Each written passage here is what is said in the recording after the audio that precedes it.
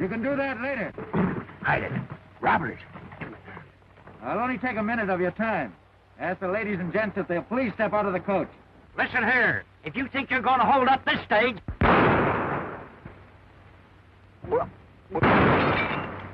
I thought I told you to hide that. Well, I was trying to. Ah. Well, if that's the way you feel about it. We're being held up. You folks will have to get out of the stagecoach. Don't nobody try to pull a gun. I think he's got the drop on us. Are we really being robbed? Young lady, I'm beginning to suspect it. I reckon you want the express box. I reckon I do. Get the box.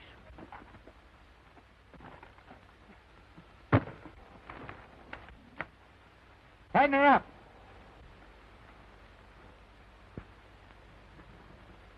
Now I suppose you want me to rob the passengers for you, too. Only one. That pretty gal there with the candy. Ask her to slip it through the noose with the express box. The only way you'll get this candy is to come down after it. Don't rile him up, miss. He's probably so confounded ugly he'd scare you anyhow. You better give me that candy. Loosen up. Take it away, scoundrel.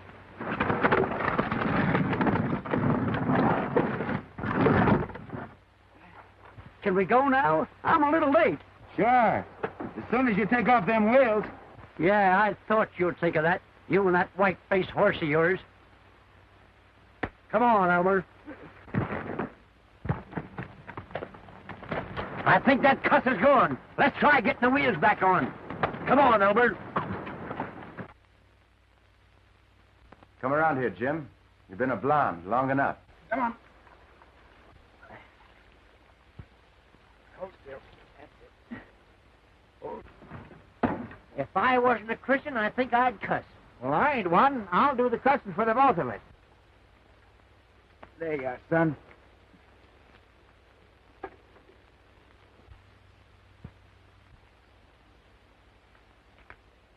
Cameron Lloyd.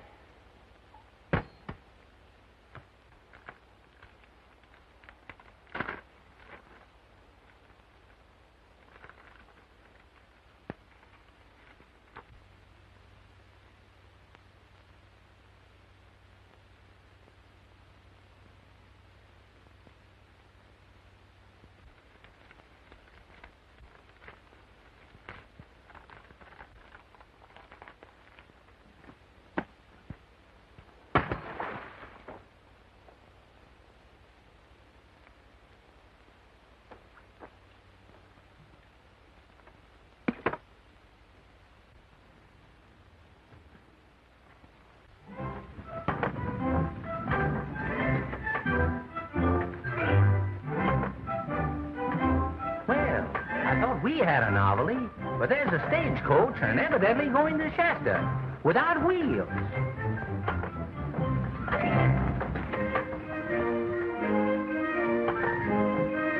If I wasn't a drinking man, I'd say that was an elephant.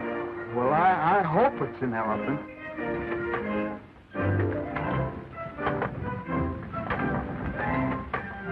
One side, please, one side.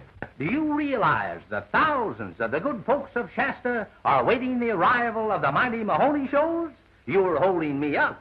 Don't mention hold up around here. We just been held up ourselves. You were held up? Well, now, who do you suppose did it? Robbers? Hey, Phil, lock up our receipts from the last town.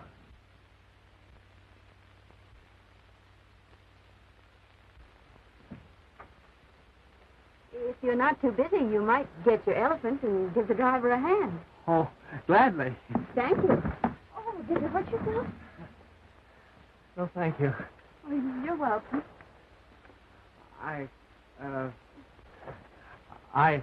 Why, it really isn't as difficult as it seems. Our young friend here has quite a nice voice, but the sight of you rendered him totally incapable of uttering a sound. Now, if he could speak, he'd like to say, Miss, I don't know who you are or what your name is, but honest to goodness, you're the prettiest girl I ever set eyes on. Well, I've been about a bit, my boy, and I'm inclined to agree with you. The little lady is charming, and if she were not so bashful and shy, she'd like to say to you, Thank you. You're pretty nice yourself. Huh? Oh, he wants to say, golly, I hope I see you again soon. She says, so do I. I know we'd be great friends. Yeah, he says, only friends? Ah, mysterious light is in her eyes, my boy. She merely smiles and shrugs. Woman-like, she leaves you to guess the answer. And now, if you'll excuse me, I'll see what's happened to the parade. I'm going down this way. I'll see you later on. Come on, get a hold of me. Well, lift over there, will you? Wait a minute. Why don't you lift up even the way I lift so we can get the thing on you? Can I give you boys a hand? Thanks, Stranger. That cussed road agent made me pull my wheels. Any skunk that'd do that ought to be made to put the wheels back on again. There you are. There you are, Jenny. Honestly, I meant it. Meant what? Why, all those things that Mr. Mahoney said. Did you? Yes, ma'am. Did you? Well, he said, woman-like, she leaves you to guess the answer. Oh, shucks. When's the show begin? Oh, as soon as we've ordered the elephant. I suppose you're the gal that jumps through the hoops and does tricks on the trapeze. You know, I always wanted to meet up with a circus lady. My name's Kirby Talbot.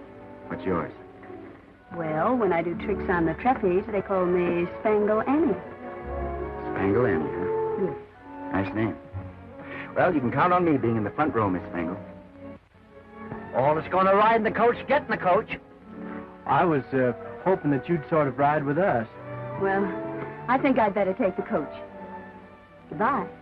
Goodbye. Goodbye. Hey, Spangle Annie, huh? What's her real name? Spangle Annie. Spangle Annie. Spangle Annie.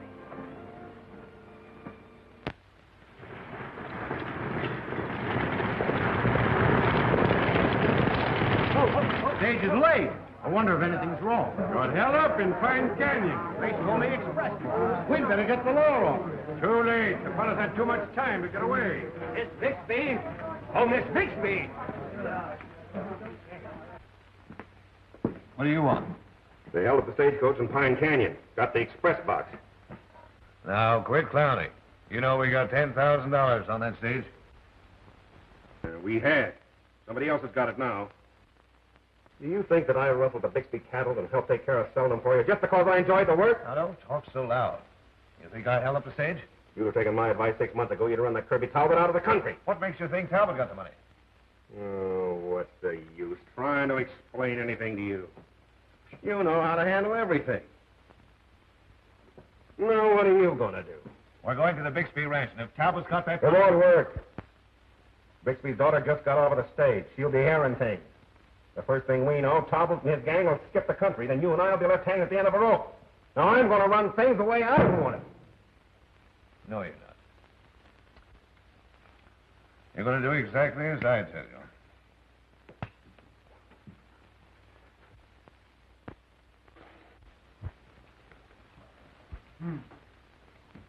I bet Cam Lloyd's put out about losing that money. Cam ain't got no kick coming. Was old man Bixby's cattle he stole? It's all here, 10,000 even. That'll feed us a long time. Well, as long as nobody objects, there ain't no reason why we can't camp right here. I don't reckon anybody will object.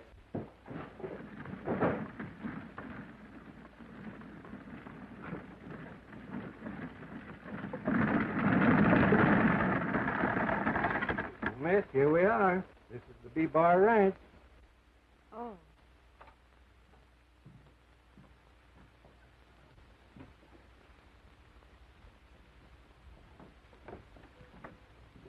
Spangle Annie. That was only a little joke. I'm Sue Bixby. I came out here to take over my dad's ranch. Oh, so you're Sue Bixby. Sue Bixby? Well, I'll be doggone. I didn't expect to see you here so soon.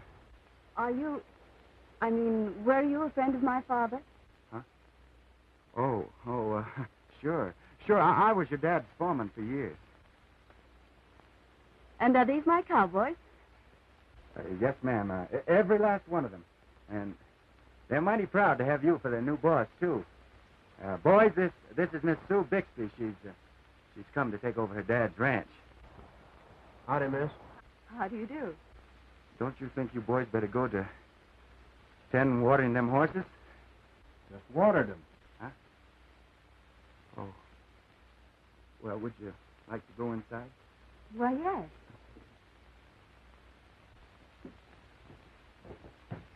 Hey, you fellas better feed them horses. Had them before we watered them.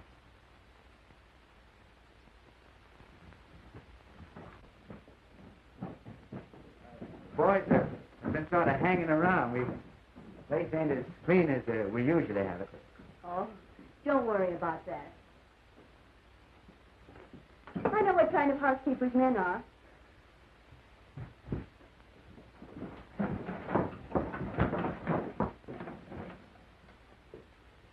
Won't you sit down?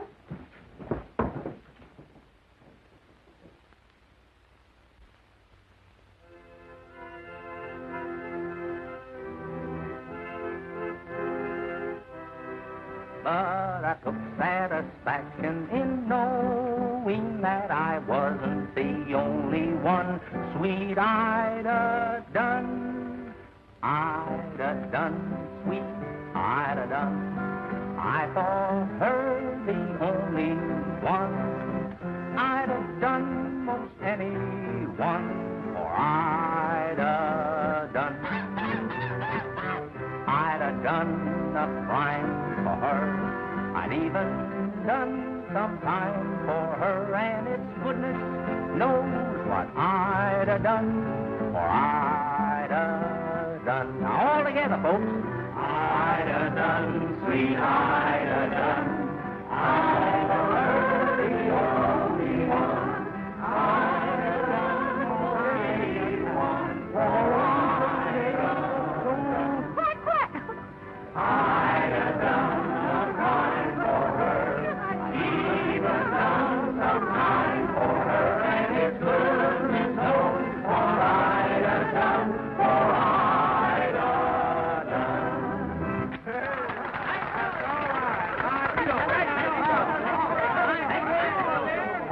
Thank you very kindly. Boy, didn't I tell you Shasta was a great town?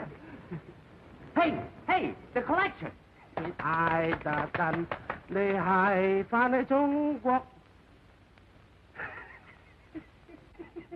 Someday you come China, make everybody laugh. Yeah, we play Hong Kong again next spring. Well, no caviar tonight. No, Gene, I'm hungry, too.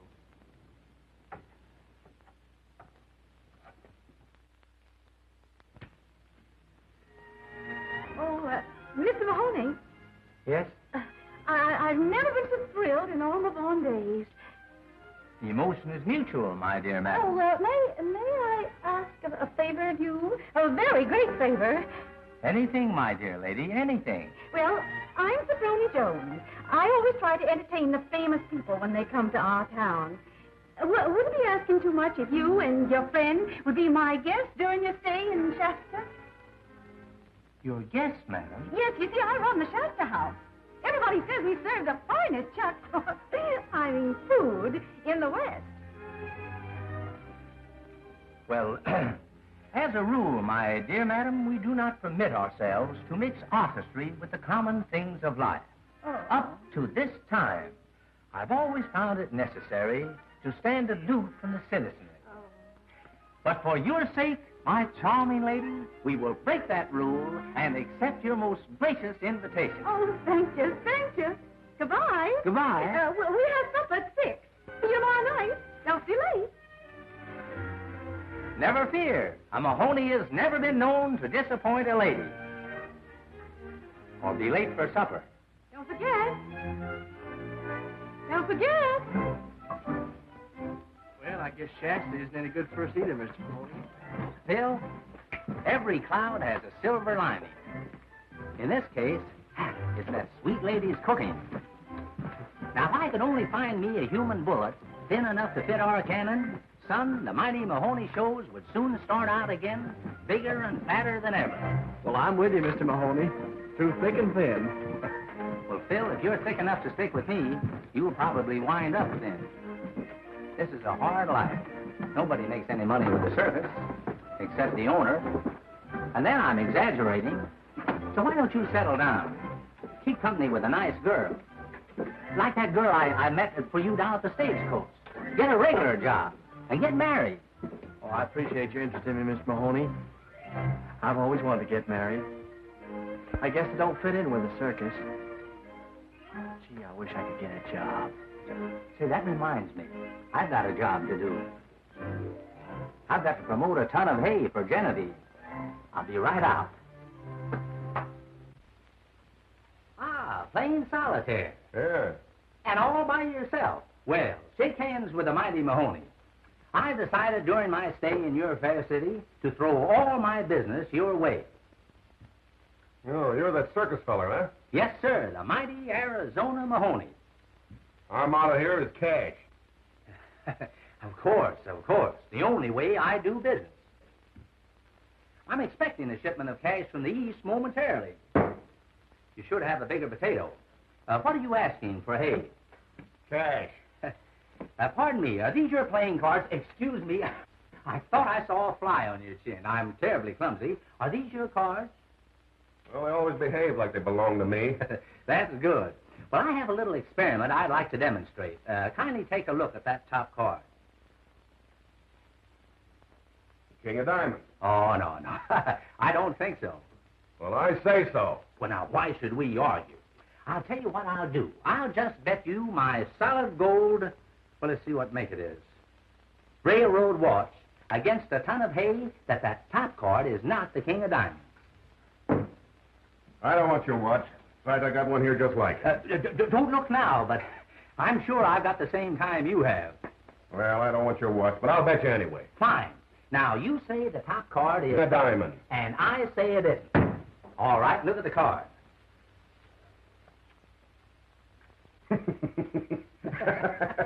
Say, that is a good trick, all right. Yeah, I knew you would enjoy that trick. I said to myself, that man will certainly enjoy that trick, yeah. I learned that in the Navy when I was a boy. Yeah, it's a good trick, all right. Ever smoke with me? Yeah, don't mind if I do. Thanks. Hey, I'd have sworn I had some smokes here. Oh, well, here, you take one of mine.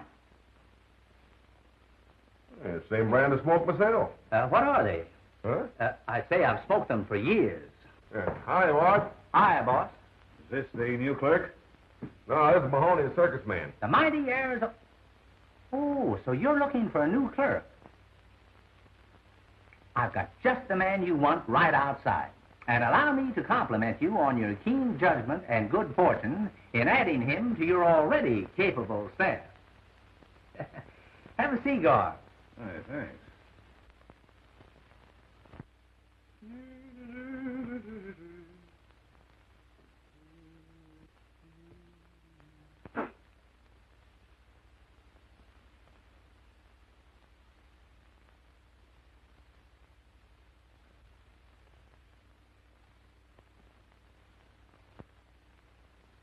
I'd have done a crime for her.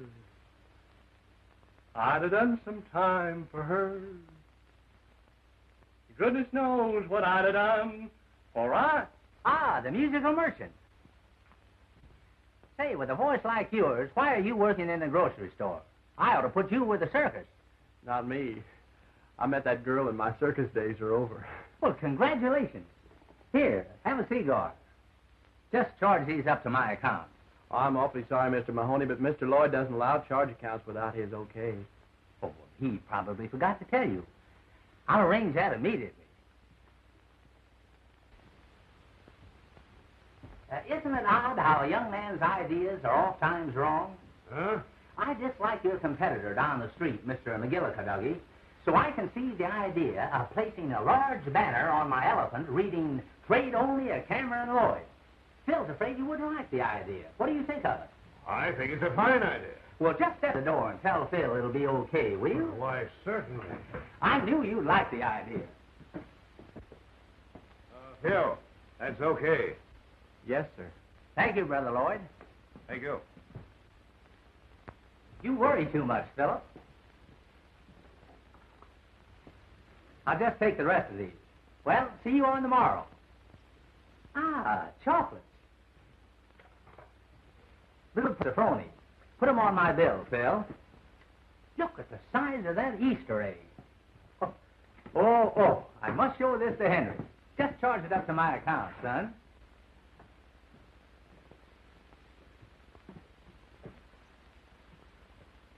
Now, get going and see that they have it all through by the time we get out there.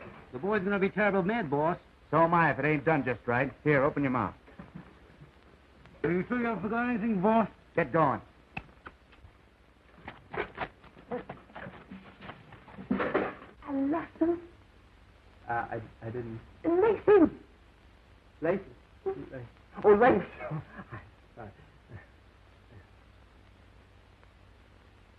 Mm-hmm. I'm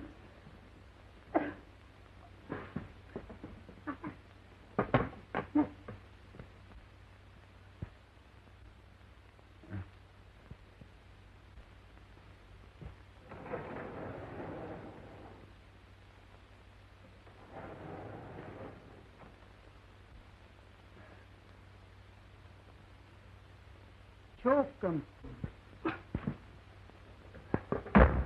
Yes, it would. Choke him.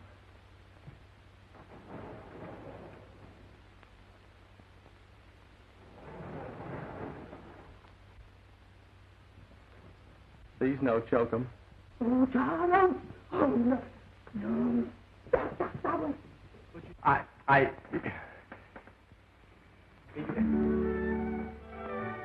I was just thinking about you.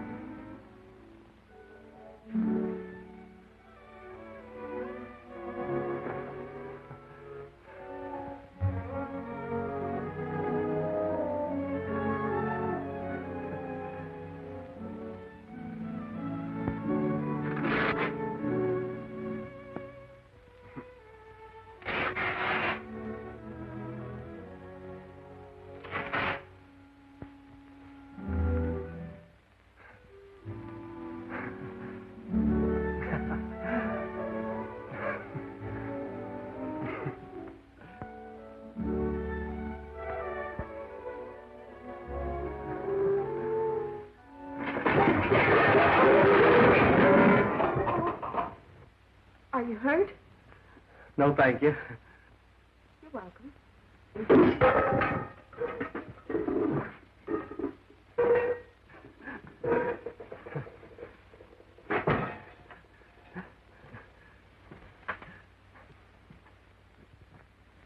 What can I do for you, ma'am? Well, I'd like to get some supplies. Oh, we have lovely supplies. Well, then I'd like to open an account. An account? Mm. 1 minute, please. Your name? Susan Beatrice Bixby. Oh, that's a beautiful name. I bet they all call you Sue for short. Who are they? Oh, just people that like you real well. Is there anything else you'd like to know? Where you live? Well, it's got to be on the books, you know. Oh. B-Bar Ranch, Shasta, Arizona. Thank you, ma'am. You're welcome. The supplies are this way. No, they aren't. They're over here. Salt and soap and pepper. Something else you can think of, Miss Bixby? Well, I'd like to know something about the store I trade at. Well, my name is Philip Randall. I was born in Philadelphia. That's why they call me Phil. Oh. Something else? No, I don't think so. I didn't charge you for the clothespins. Thanks. Well, the big circus man selling sugar. Well, I believe you forgot the sugar. Yes, I did.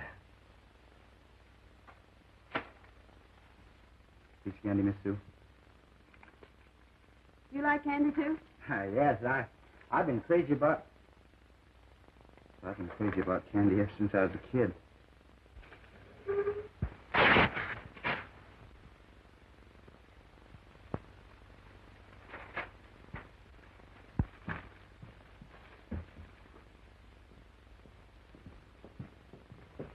The sugar. You forget. Oh, shucks.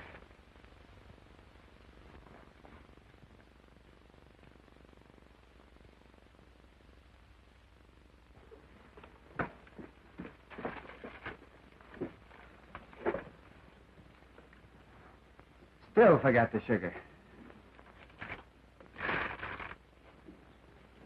Yes, I did.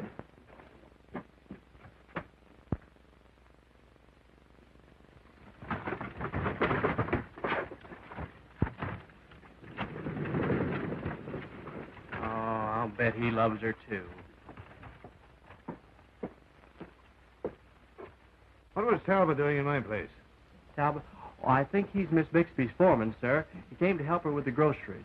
Well, in case you don't know it, he's a hard character. A notorious thief, and you want to watch out for him. Yes, sir. Where's your gun? I haven't any gun, sir. Get what? Yes.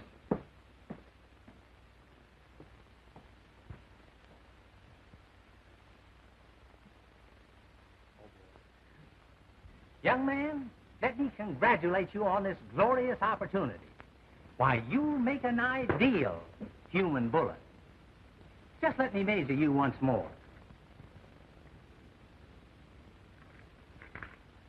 12 inches. The other side, please, sir. 12 inches. 12 inches. But ain't it dangerous? Well, you don't expect to live all your life, do you? Well, I hope to live the best part of it. What month were you born in? March. March? Under the sign of Aquarius, the shooting star. Congratulations again. Just picture the applause of the crowd as I introduce you. You're not getting the picture. Yeah, that's more like it. Then I, taking careful aim, light the fuse, and you go sailing gracefully through the air, catching on yonder trapeze. By your heels. By my heels? Well, at first by your heels. Later on by one heel. But suppose you miss your aim. Why, the mighty Mahoney never misses. Look, you see that bird?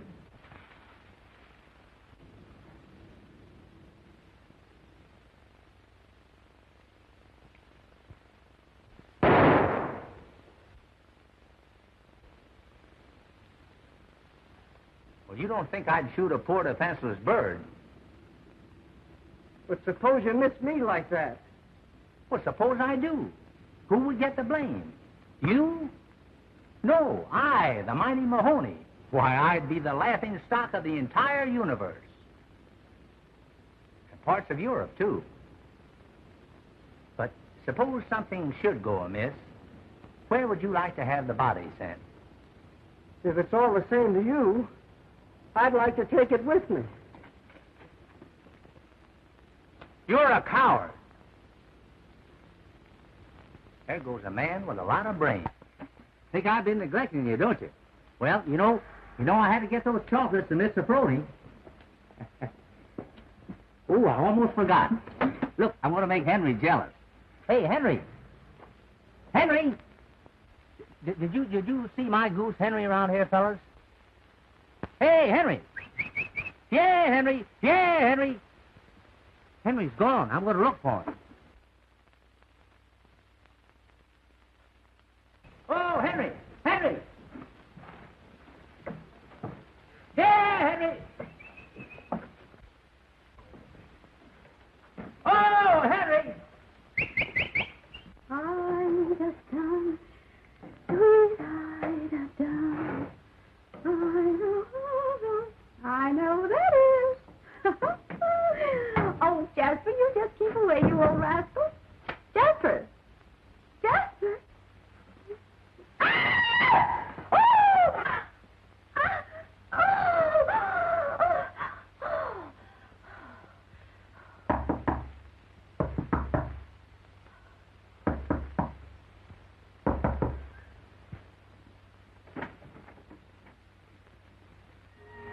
Keep on looking for Henry, Genevieve. Oh, why, Jasper, whatever is the matter? I'm all wore out. Two great tragedies have come into my life. Oh, now ain't that just too bad? Yep. First, I find the greatest human bullet in the world, and he walks out on me. Oh. Walks out? Well, what are you talking about? He ran out. Oh, don't let that worry you none, Jasper, because I've made up my mind. To what? I've decided I'm going to be your human bullet. You? Yes, Shasta's no place for a girl like me. I want to go away with you and see the world and... Yeah, and what? Wear it tight. Wouldn't it be thrilling to be shot out of a cannon? Wait a minute, Sophrony. Here's where geometry steps in. Oh. Turn around, honey, turn around.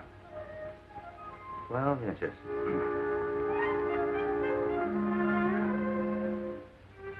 Hey, 6. Sophrony, in all the world, there ain't no such cannon. Oh, you are discouraged, ain't you? Oh, but don't worry. I know what you need. And here it is. What is it? Desert Dew, made special by my pa for the cowboys. For the cowboys, Uh-huh. huh? Quick, water! Water! Oh, let me drink this water.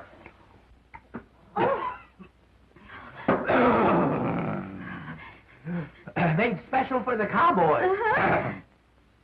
Now I know why the Indians left this section. Oh, now, Jasper, now I have a real surprise for you. What now? Open your mouth and close your eyes, and I'll give you something to make you eyes.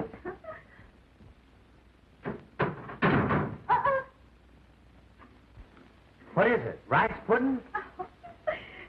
1, 2, 3, open. Henry. Am I hurting you, Henry?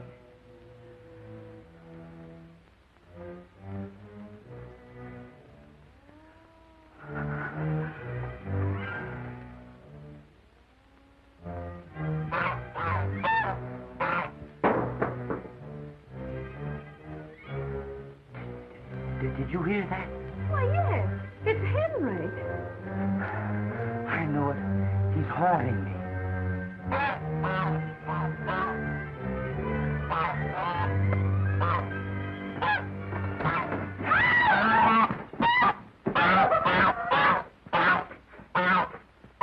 Henry! Henry, my boy, I thought your goose was cooked. I hope you're going to like it out here, Miss Sue. Oh, I'm sure I am. It's so quiet and peaceful. Everyone's so nice.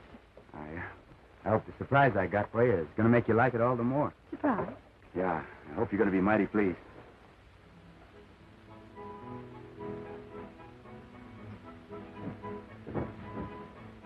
Oh, it's perfectly beautiful. I never would have known it was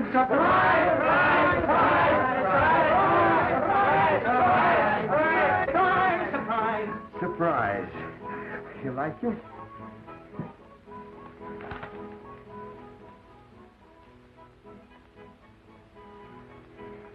I could kiss every one of you. Oh. Ruby!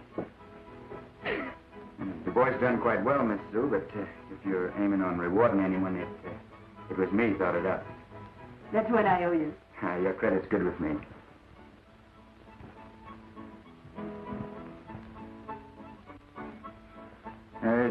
Is there anything we overlooked? Well, only one thing. It's something I've wondered about ever since I came out here. What's that? Well, this ranch seems to have everything but cattle. Well, that was the big surprise we were saving for you. You see, we have the big bar stock over in Hidden Valley for the summer range. Oh, when will you bring it back? Oh, most any time now. Summer's almost over. Oh, I hope you do it soon. Well, if you'd like us to, we could run over tonight and bring him back for you. Well, that would be fine. But wouldn't it be more convenient to wait until morning? Well, you see, fine cattle like the bee bar stock are awful nervous critters. It's much better to drive them at night than in the daytime. Oh, I see. Then I'll wait up and have a pot of hot coffee ready. Better not start that coffee, miss, till you see us coming back. You start that coffee. Make this as quick and smooth as possible. I don't think Cam Lloyd's going to like this. We'll worry about that later. Miss Bixby wants to see cattle on a ranch in the morning, and she's going to see cattle. Well, Cam Lloyd went to a lot of trouble to steal Bixby's cattle. And we're going to a lot of trouble to steal them back. Come on.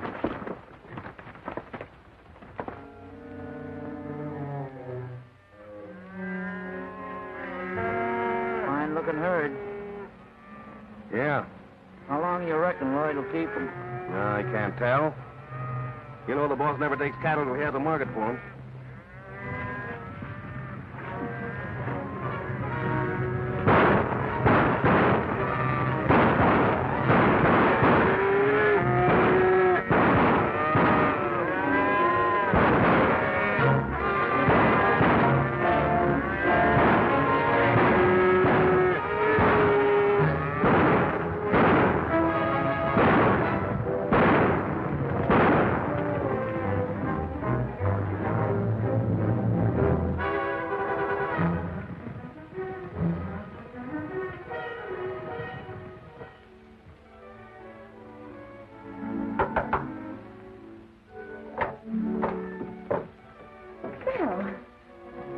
Philadelphia.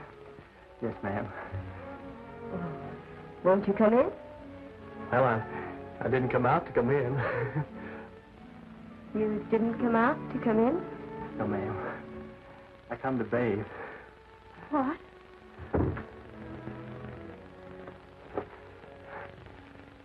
Yes, ma'am. I heard that you had the only nearby lake, and I wondered if you'd mind if I, take a dip.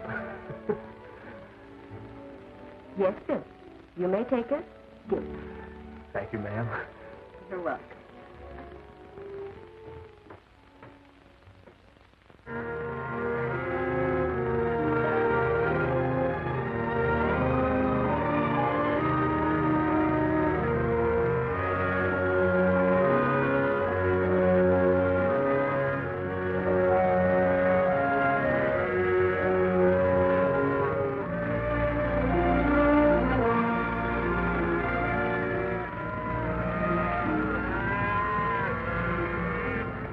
That's what I've been wanting to see. Are all those my cattle? Yep. And more of them coming, Miss Sue. Mighty thoughtless of me not to get them here sooner. Now I feel like winning it. So they took the whole herd, huh? Even the calves. Well, what were you doing? Well, I shot a couple of them. But didn't do no good. They just made up their mind they wanted to steal something, I guess. Well, it's the last stealing they'll do in this country. The place is not big enough for the two of us. How are you going to stop them? You'll find out. We're meeting here tonight. You know who to bring. All right. I don't like the looks of things. Neither do I. Why ain't we riding with you? You're tough enough for one of us to keep out of sight of Cam Lloyd and his gang. Kirby, Yes, Miss Sue. are you going into town? Nothing happens to stop me. Or would it be too much trouble to stop in at Mr. Lloyd's store and deliver this for me? I don't know how much trouble it'll be, but I'll be glad to do it. Thanks, Kirby.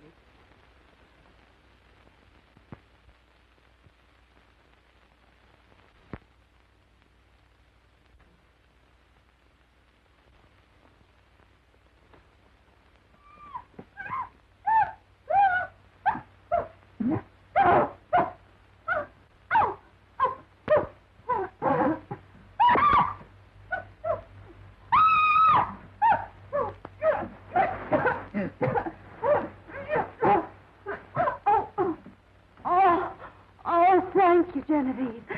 I gotta do it. I gotta do it for Jasper, even if I use a whole keg of axle grease.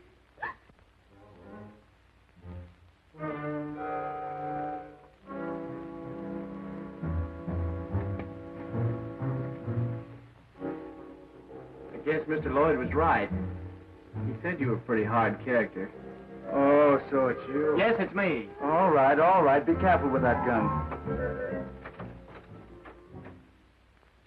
Get in the store. Okay, Mr. Badman.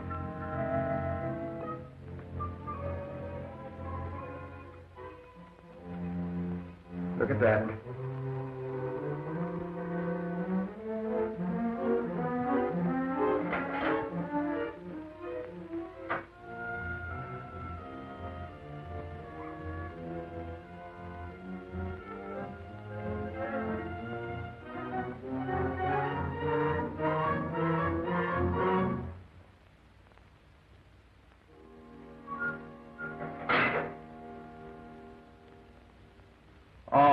shucks. Listen, you got to be careful with guns. Always keep the little end away from you. Maybe you'd like to read your mail. Oh, gee, I'm sorry, Mr. Talbot. Forget it. Read your letter.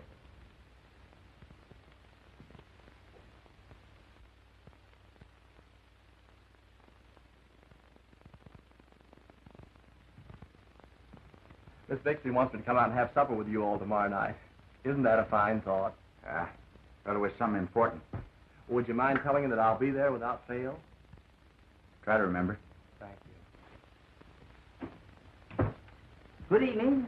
Good evening. You're neglecting your best cash customer.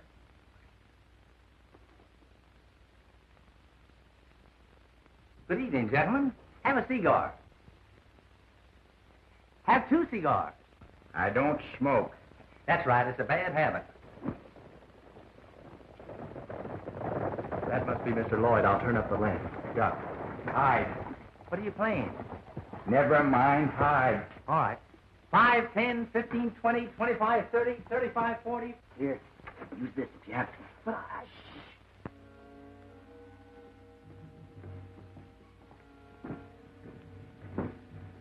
Everybody here? Yeah, everybody. Well, you know why you're here. There's been too much stealing going on in this section. What's the matter with stealing, Cam? We ain't done so bad at it. Not till now we haven't. But lately, Kirby Talbot's been honing in on our business. That can mean but one thing. Right. Now, I gave Talbot his chance to get out of here, and he wouldn't take it. So we're wiping him out. You'll find extra guns and ammunition in the storeroom. And we'll need plenty.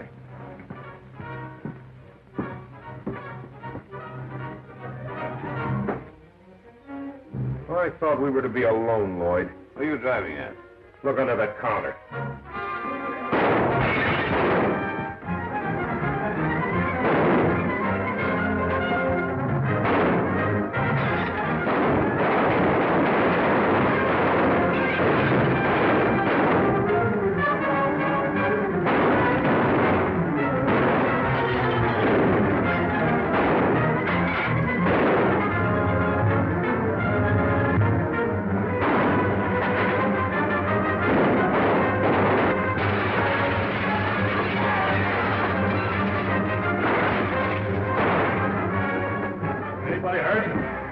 Joe and Trevor a little bit.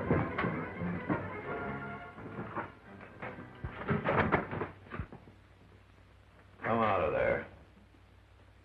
I said come out of there. I'm coming.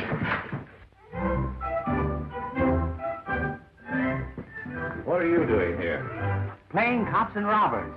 Get him out of there.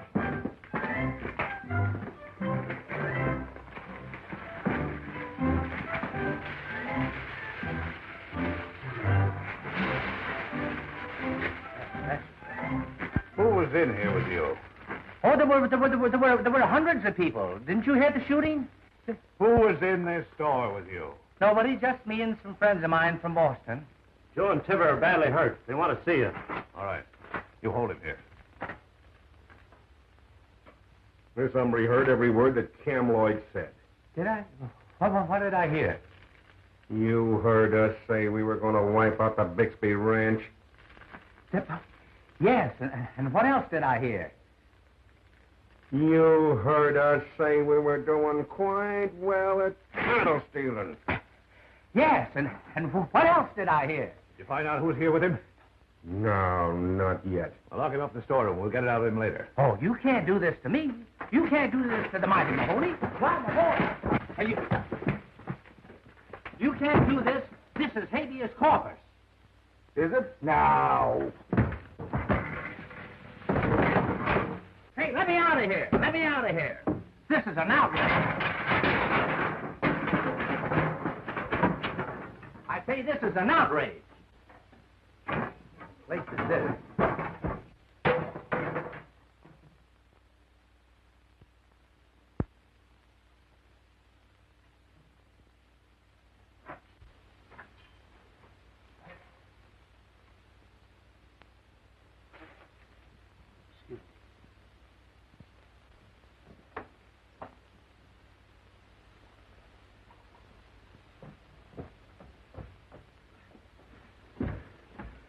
done to him? But you wanted to go out to dinner tomorrow, so I done better. I brought him tonight. He's hurt. Some people got to shooting off guns, and he got in the way. Why didn't you get a doctor, do you want? Quiet. He's more in need of hot water and bandages than talk.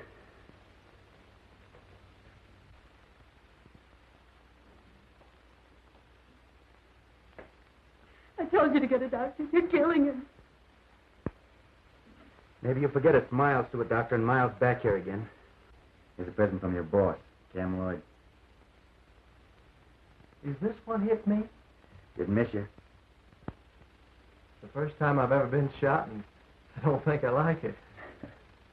But thanks to Dr. Talbot, I guess I'll... Everybody doesn't agree with you. The boss here thought I was messing you up pretty bad.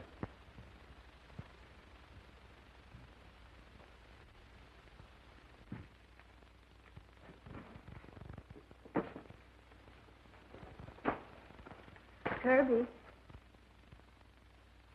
Hello. What are you doing? Just fixing things around.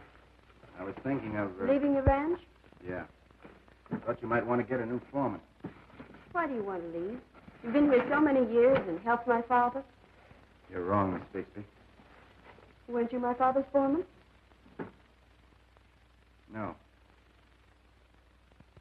Kirby. Did you hold up the stagecoach at Pine Canyon? Yes. How did you know? I found this in your wagon.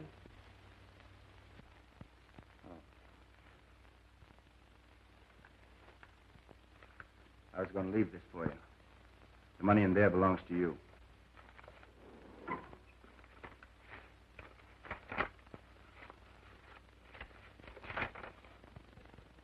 I don't understand.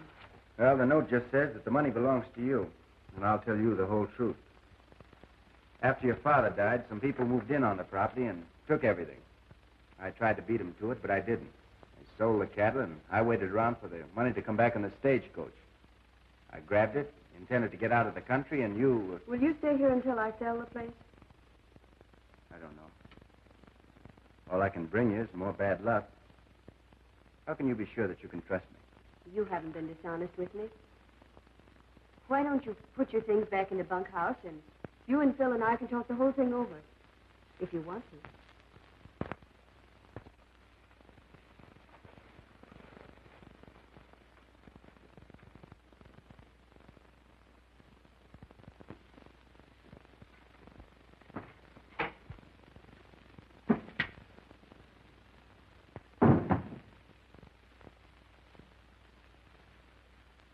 I wouldn't do that.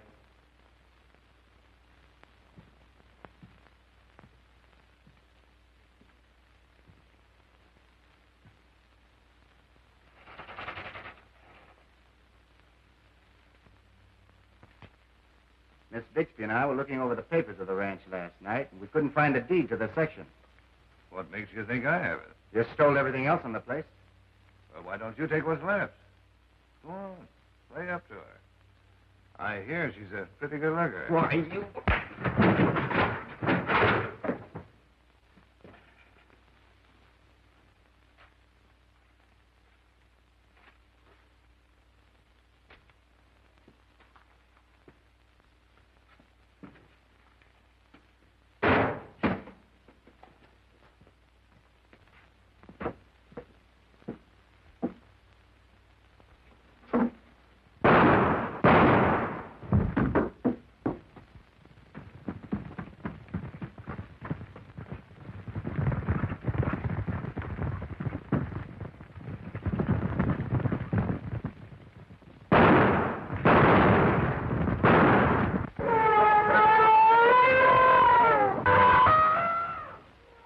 Jenny.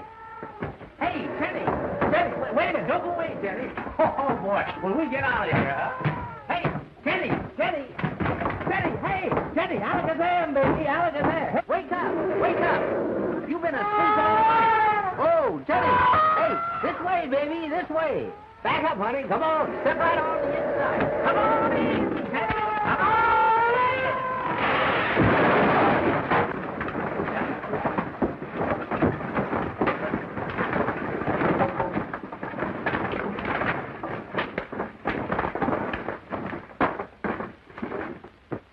Hey! Keep the herd close in, boys. Keep your eyes open.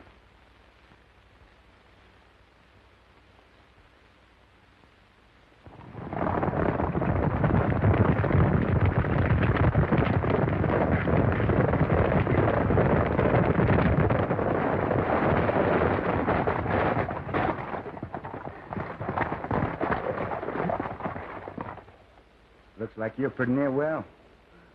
He is much better.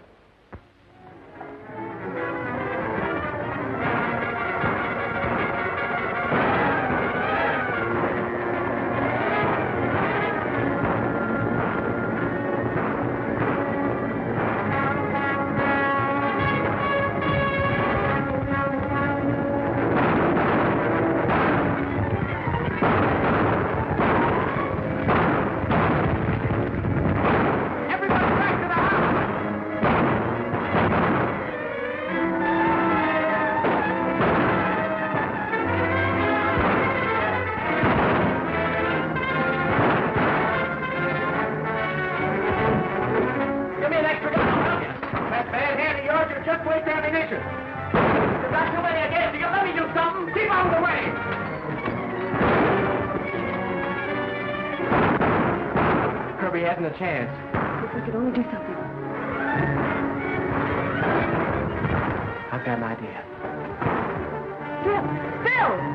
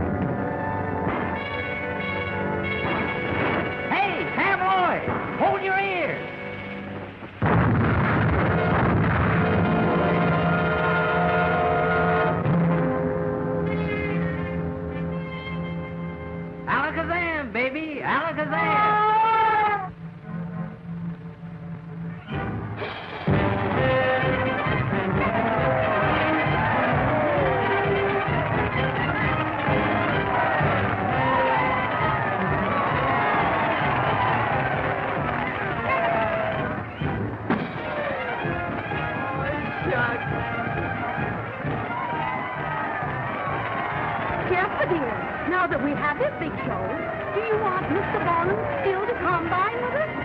Honey, if I ever do get a letter from Barnum...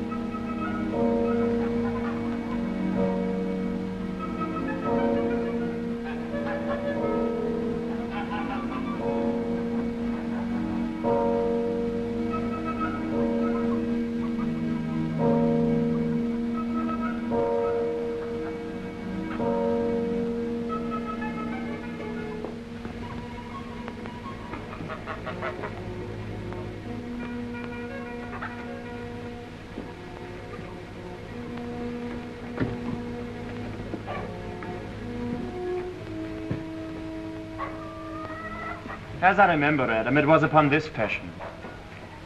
My father bequeathed me by will but poor 1,000 crowns, and charged my brother on his blessing to breed me well. And there begins my sadness. He stays me at home unkept. For call you that keeping for a gentleman of my birth that differs not from the stalling of an ox? He lets me feed with his hinds, bars me the place of a brother, and as much as in him lies, minds my gentility with my education. This is it, Adam, that grieves me, and the spirit of my father, which I think is within me, begins to mutiny against this servitude. I will no longer endure it. Psst, Master Orlando, yonder he comes. Stay apart, and thou shalt hear how he will shake me up.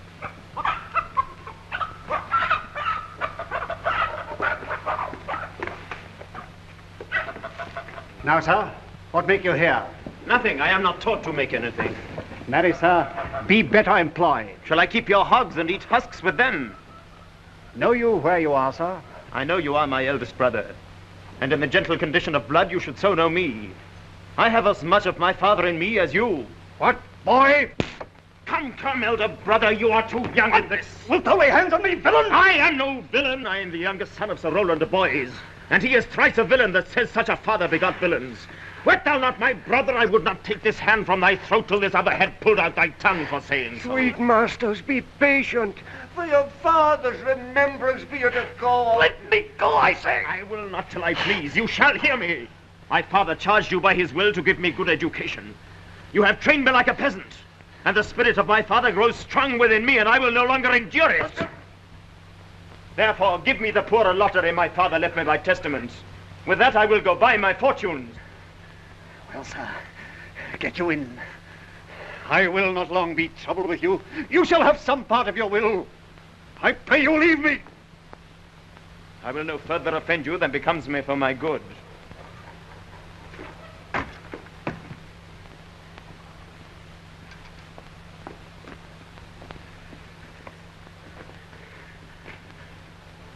Get you with him, you old dog. Old dog, my lord. Most true, I have lost my teeth in your service.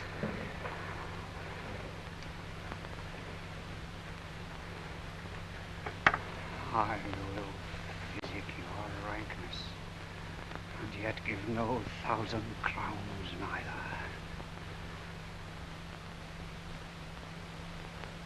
neither. Hola, Dennis.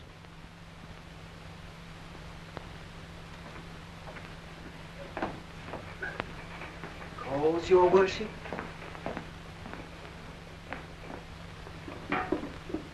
Was not Charles, the Duke's wrestler, here to speak with me? So please you, he is here at the door. Call him in.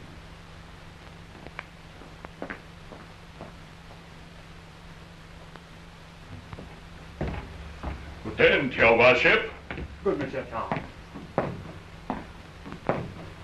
What's the new news at the new court? There is no news at the court, sir, but the old news. That is, the old Duke is banished by his younger brother, the new Duke. Where will the old Duke live? They say he's already in the forest of Arden. and many merry men with him, and there they lived like the old Robin Hood of England. You wrestle tomorrow before the new Duke. Marry, do I, sir? And I came to acquaint you with the matter. I am given, sir, secretly to understand that your younger brother Orlando comes against me to try a fall. Tomorrow, sir, I wrestle for my credit, and he that escapes me without some broken limb shall acquit him well. And therefore, out of my love to you, I came hither to acquaint you, that you might stay him. Charles, I thank thee for thy love to me, which I will most kindly requite. I'll tell thee, Charles, my brother is the stubbornest young fellow of France, a secret and villainous contriver against me, his natural brother. Therefore, use thy discretion. I'd as lief thou didst break his neck as his finger. I'm heartily glad I came hither to you. If he come tomorrow, I'll give him his payment. If ever he go alone again, I'll never wrestle for prize more. And so God keep your worship. Farewell, good Charles.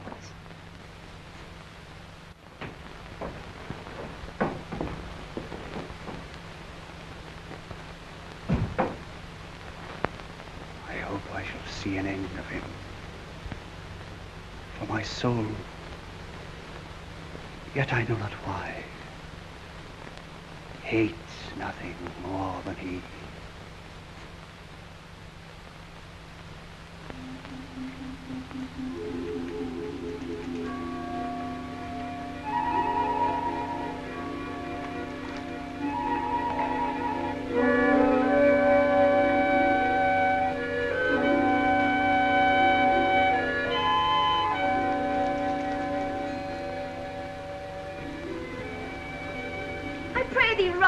Sweet, my coz, be merry. Dear Celia, I've shown more mirth than I am mistress of. Unless you could teach me to forget a banished father, you must not learn me how to remember any extraordinary pleasure. Herein I see thou lovest me not with the full weight that I love thee. If my uncle, thy banished father, had banished my uncle, the Duke thy father, so thou hadst been still with me, I could have taught my love to take thy father for mine. So wouldst thou, if the truth of thy love to me were so righteously tempered as mine is to thee. Well, I will forget. You know my father hath no child but I, and truly, when he dies, thou shalt be his heir. For what he hath taken away from thy father perforce, I will render thee again in affection. By mine honor I will. And when I break that oath, let me turn monster. Therefore, my sweet Rose, my dear Rose, be merry. From henceforth I will, coz, and devise sports. Let me see. What think you of falling in love? Marry, I prithee do, to make sport withal. But love no man in good earnest. No.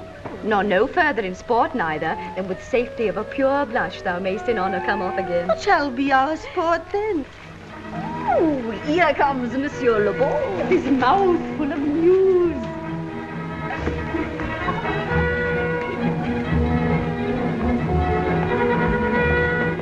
Bonjour, Monsieur Le Beau.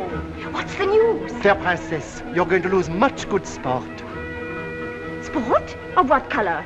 What color, madame? How shall I answer you? As wit and fortune will. Eh bien, j'allais justement vous dire. Good wrestling, ladies, and they are ready to perform it. Let us see it, coz.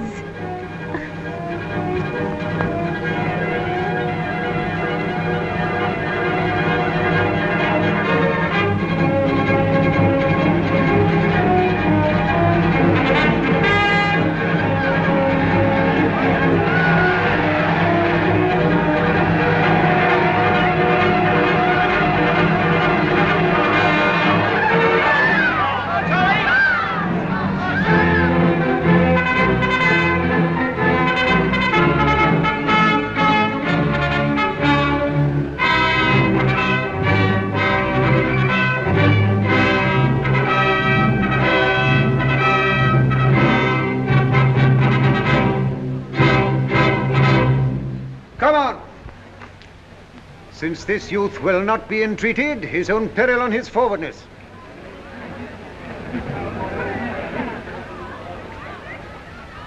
Is yonder the man? Even he, madame. Alas, he is too young. How now, daughter and cousin? Are you crept hither to see the wrestling? Aye, my liege. So please you give us leave. You will take little delight in it, I can tell you. There is such odds in the man. In pity of the challenger's youth, I would fain dissuade him, but he will not be entreated. Speak to him, ladies. See if you can move him. I'll not be by. Call him hither, good Monsieur Le Beau.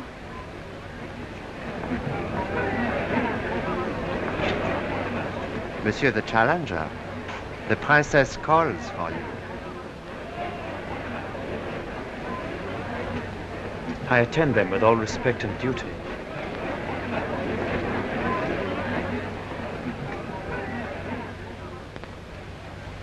Young man, have you challenged Charles the wrestler? No, fair princess. He is the general challenger. I come but in as others do to try with him the strength of my youth. Young gentleman, your spirits are too bold for your years. We pray you for your own sake to give over this attempt.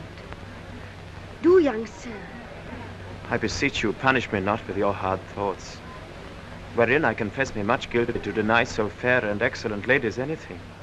But let your fair eyes and gentle wishes go with me to my trial, wherein, if I be foiled, there is but one shamed who was never gracious. If killed, but one dead that is willing to be so. I shall do my friends no wrong, for I have none to lament me. The world no injury, for in it I have nothing. Only in the world I fill up a place which may be better supplied when I have made it empty. The little strength I have, I would it were with you. And mine to eke out hers.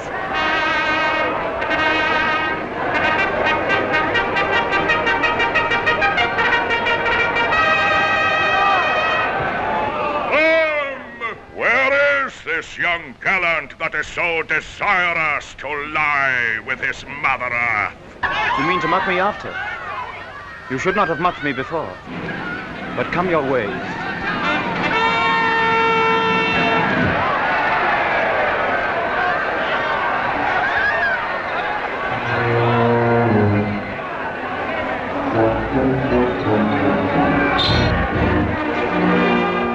Hercules be thy speed, young man. I would I were invisible to catch the strong fellow by the leg.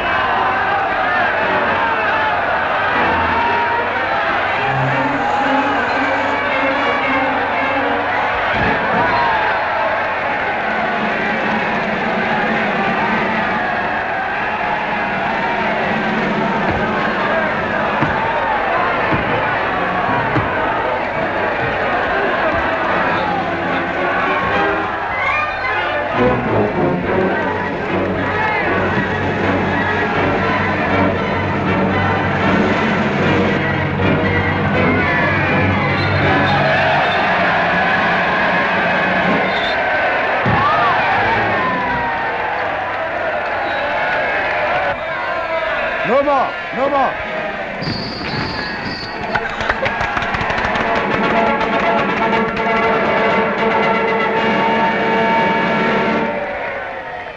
How dost thou, Charles? He cannot speak, my lord. Bear him away.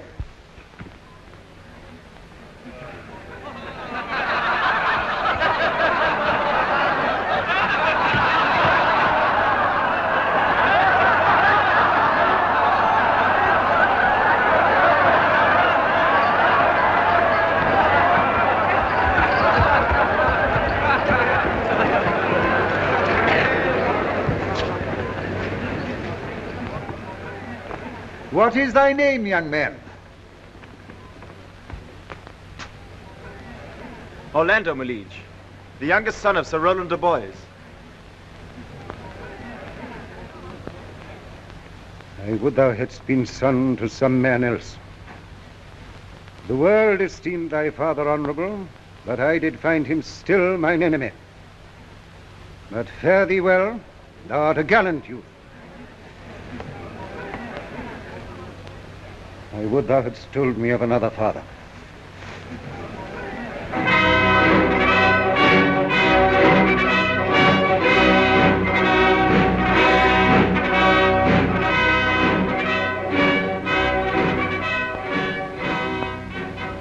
Were I my father, coz, would I do this?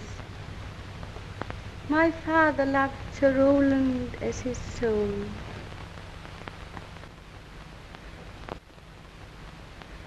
Gentle cousin, let us go thank him and encourage him. Sir, you have well deserved. If you do keep your promises in love but justly, as you have exceeded promise, your mistress shall be happy. Gentlemen, wear this for me, one out of suits with fortune, that could give more, but that her hand lacks means. Shall we go, coz? Aye. Very well, fair gentlemen. Can I not say thank you? He calls us back. My pride fell with my fortune. I'll ask him what he would. Did you call, sir? Sir, you have wrestled well and overthrown more than your enemies. Will you go, Rosalind? Have with you. Fare you well.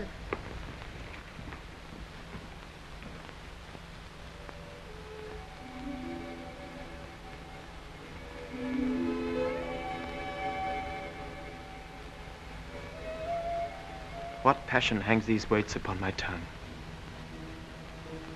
I cannot speak to her. Yet she urged conference. Oh, poor Orlando, thou art overthrown.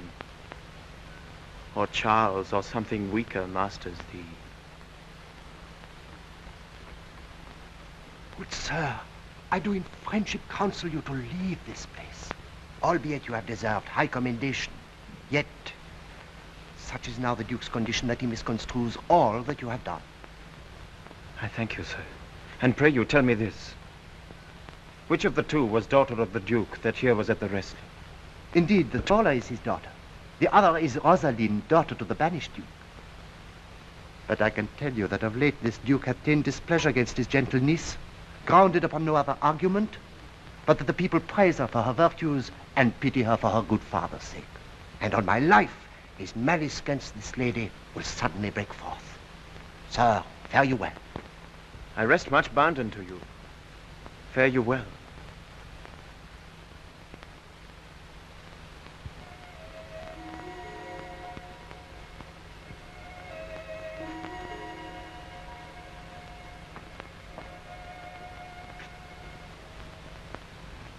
Thus must I from the smoke into the smother, from tyrant Duke unto a tyrant brother.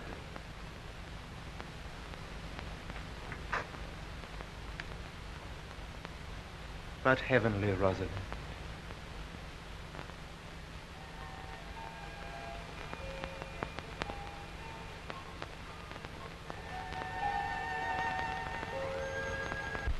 Rosalind!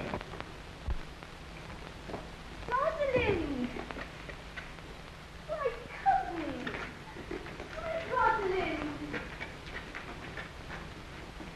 Cupid have mercy! Not a word. But one to throw at a door. But is all this for your father? No. Some of it is for my father's child. Come, come, wrestle with your affection. Oh, they take the part of a better wrestler than myself. Is it possible on such a sudden you should fall into so strong a liking with old Sir Roland's youngest son? The Duke, my father, loved his father dearly. Does it therefore ensue that you should love his son dearly? No. By this kind of chase, I should hate him. For my father hated his father dearly. Yet I hate not Orlando. No, Faith. Hate him not for my sake. Oh, look. Here comes the Duke.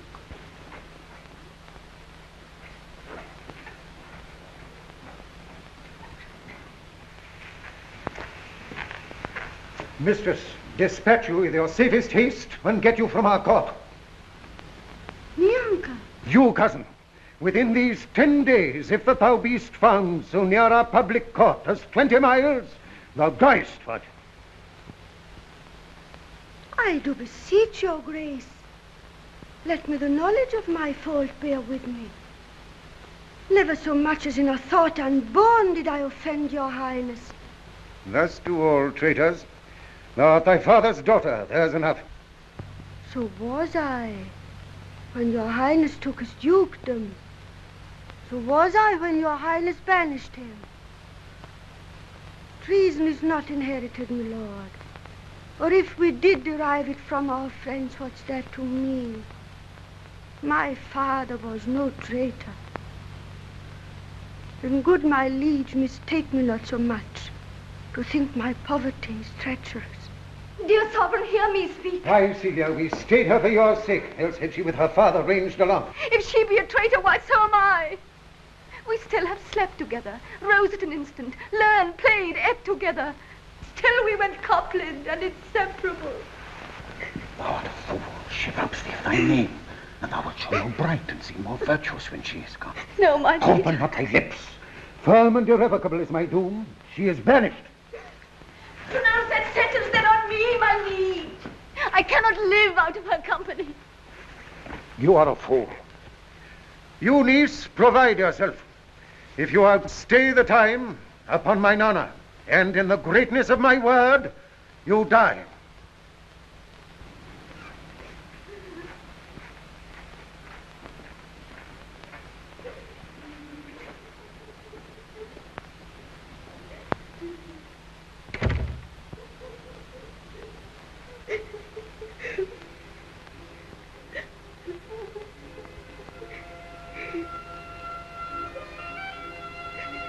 My poor Rosalind, whither wilt thou go?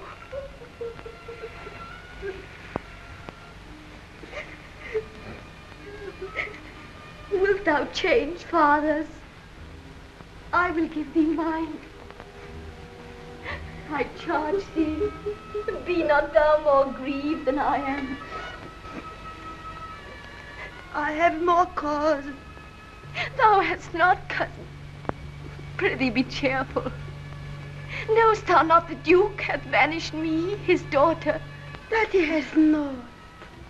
No, hath not. Rosalind lacks then the love which teacheth thee that thou and I am one. Shall we be sundered?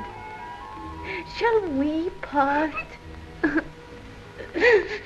Sweet girl, no. Let my father seek another heir. For by this heaven, now at our sorrows pale, say what thou canst. I'll go along with thee.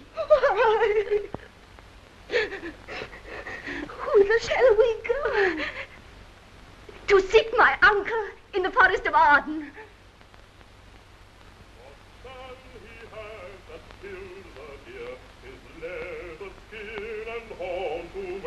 Take thou no scorn to wear the horn. It was a crest ere thou wast born. Thy father's power wore it, and thy father bore it. The horn, the lusty horn, is not a thing to laugh to scorn.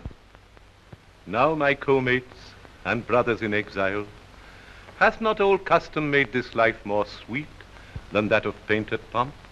Are not these woods more free from peril than the envious court? Here feel we but the penalty of Adam, the season's difference, as the icy fang and churlish chiding of the winter's wind, which when it bites and blows upon my body, even till I shrink with cold, I smile and say, this is no flattery. These are counselors that feelingly persuade me what I am.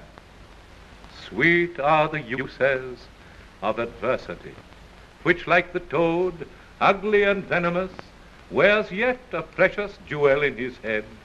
And this our life, exempt from public haunt, finds tongues in trees, books in the running brooks, sermons in stones, and good in everything. I would not change it.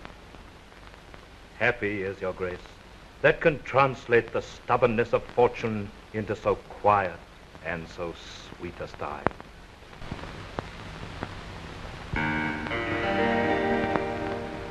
Blow, blow the winter wind, thou art not so unkind, thou art not so unkind as man's ingratitude.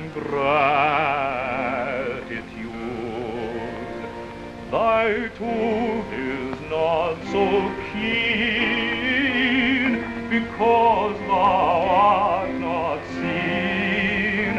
Thy tooth is not so keen, because thou art not seen. Although thy breath be rude, although thy breath be rude, although thy breath be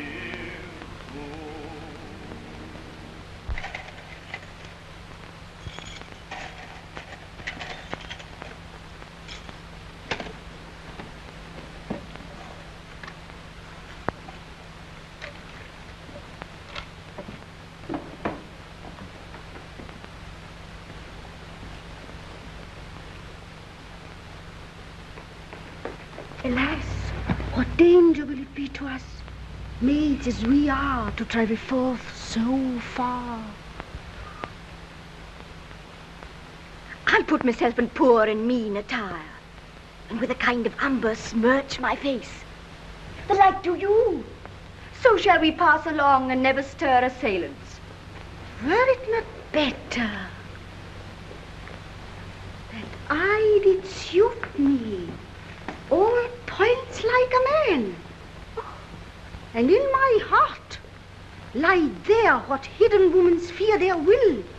We'll have a swashing and a marshal outside, as many other mannish cowards have, that do outface it with their semblances. What shall I call thee when thou art a man? I'll have no worse a name than Jove's own page, and therefore look, you call me Ganymede. But what will you be called? Something that hath reference to my state. No longer Celia, but Aliena. But cousin, what if we essay to steal the clownish fool out of your father's court? Would he not be a comfort to our travel? He'll go along all the wide world with me. Leave me alone to woo him. Let's away.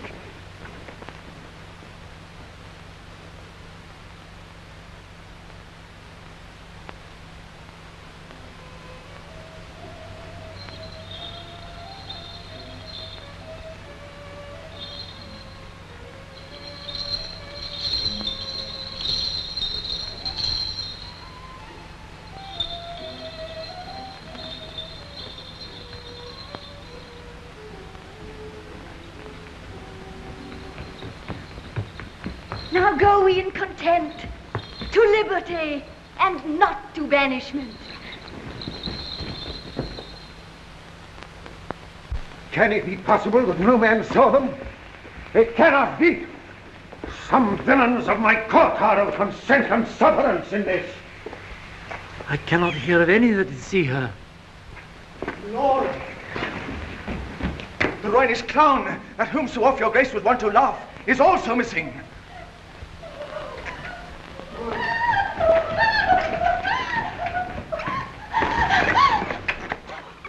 Hesperia, the princess gentlewoman, confesses that she secretly o'erheard your daughter and her cousin much commend the parts and graces of the wrestler that did but lately foil the sinewy Charles, and she believes wherever they are gone, that youth is surely in their company. Send for that wrestler. Fetch that gallant hither. If he be absent, bring his brother to me. I'll make him find him. Do this suddenly. And let not search or inquisition quail to bring again these foolish runaways.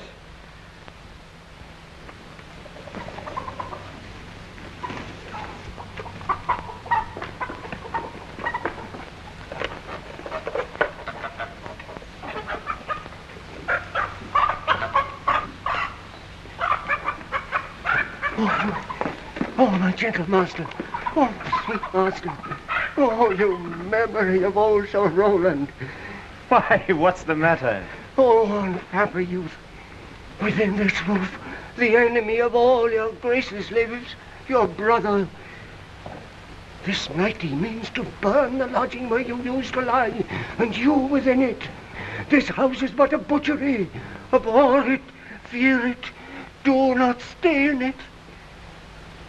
Why, whither, Adam, wouldst thou have me go? No matter whither, so you stay not here. What, wouldst thou have me go and beg my food? I have 500 crowns, the thrifty isle I saved under your father. Here is the gold. All this I give you. Let me be your servant in all your business and necessities.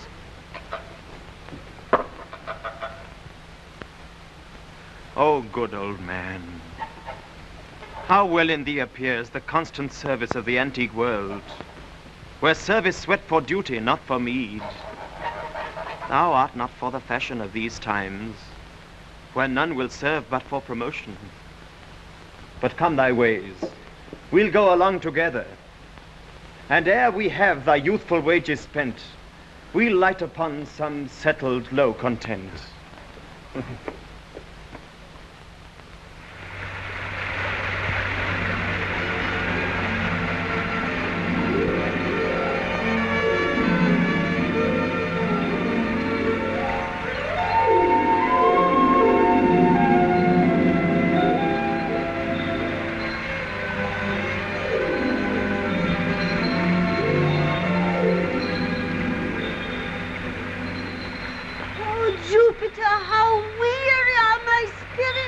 I care not for my spirits if my legs were not so weary. I could find it in my heart to disgrace my man's apparel and to cry like a woman.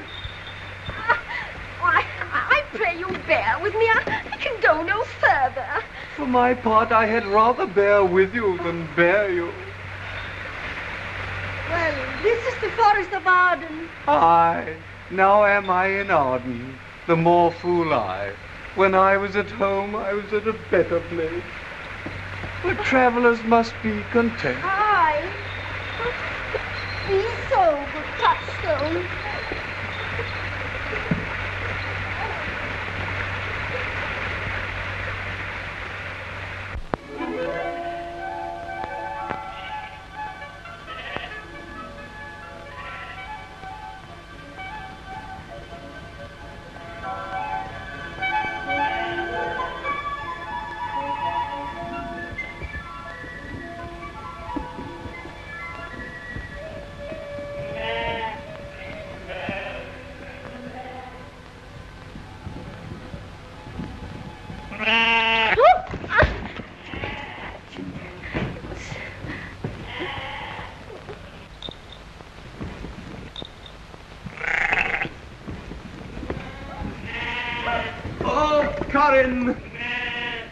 That thou knewst how I do love her. I partly guess, for I have loved her now. How many actions most ridiculous hast thou been drawn to by thy fantasy? Into 1,000 that I have forgotten. Oh, thou didst then ne'er love so heartily. If thou rememberest not the slightest folly that ever love did make thee run into, thou hast not loved. Or if thou hast not spoke as I do now, wearing thy hearer with thy mistress' praise, thou hast not loved. Or if thou hast not broke from company, abruptly as my passion now makes me, thou hast not loved. Oh, Phoebe, Phoebe, Phoebe. Oh, Jove, Jove, this shepherd's passion is much upon my fashion. And mine. But it grows somewhat stale with me. I pray you, one of you, question yon man if he for gold will give us any food. I faint almost to death.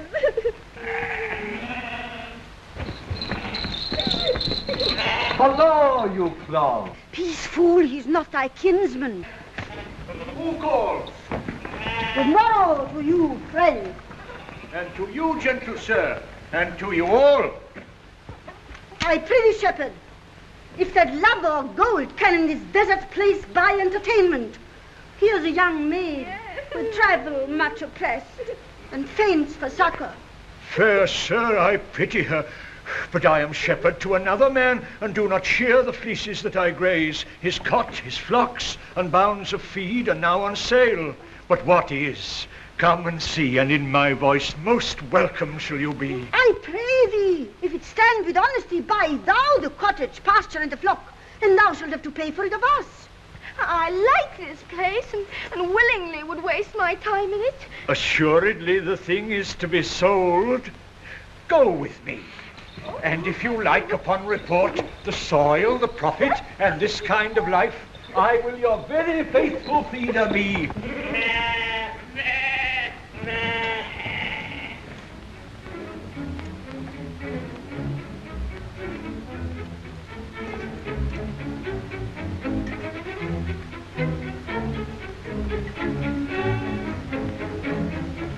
Why, how now, monsieur? What a life is this, that your poor friends must woo your company. You look merrily. A fool, a fool. I met a fool in the forest. A motley fool.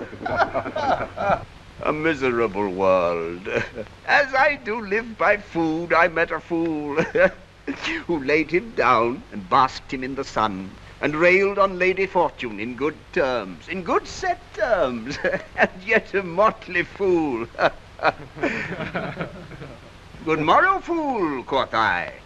No, sir, quoth he, call me not fool till heaven hath sent me fortune.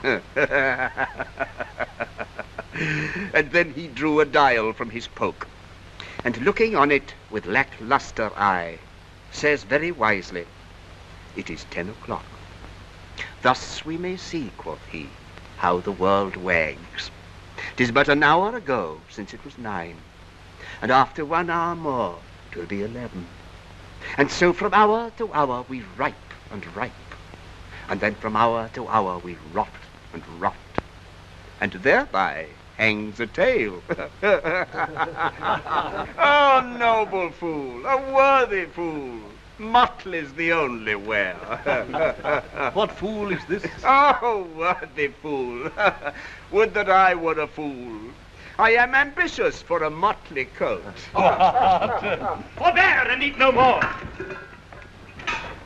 Why, I've ate none yet. Nor shalt not till necessity be served. Of what kind should this cock come on? Forbear, I say!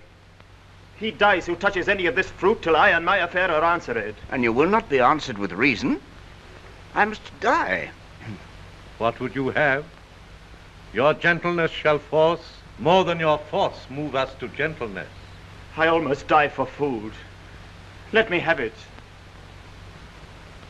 Sit down and feed, and welcome to our table. Speak you so gently. Pardon me, I pray you.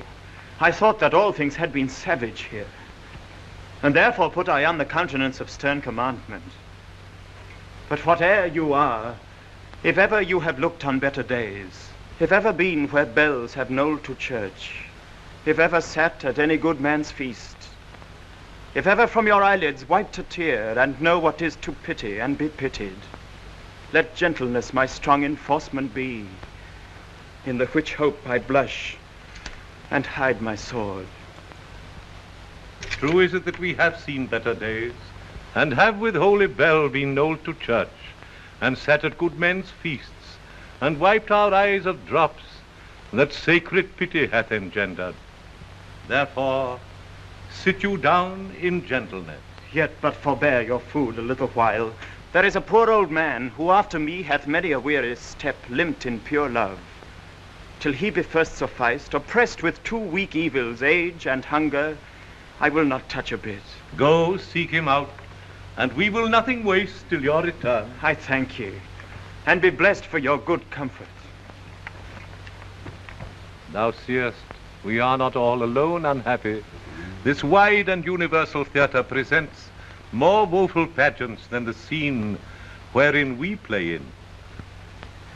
All the world's a stage, and all the men and women merely players. They have their exits and their entrances, and one man in his time plays many parts, his acts being 7 ages. At first, the infant, mewling and puking in the nurse's arms. Then the whining schoolboy with his satchel and shining morning face, creeping like snail unwillingly to school.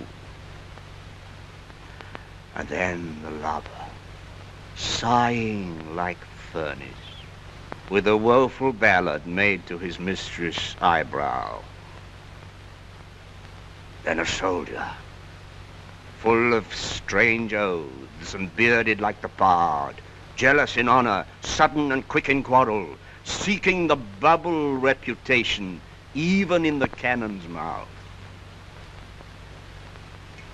And then the justice, in fair round belly, with good capon lined, with eyes severe and beard of formal cut, full of wise saws and modern instances, and so he plays his part.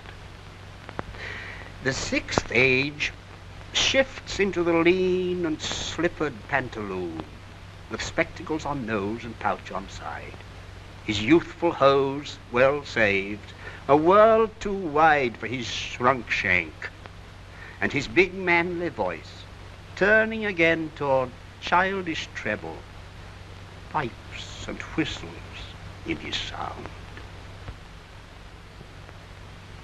Last scene of all that ends this strange, eventful history is second childishness and mere oblivion. Sans teeth, sans eyes, sans taste, sans everything.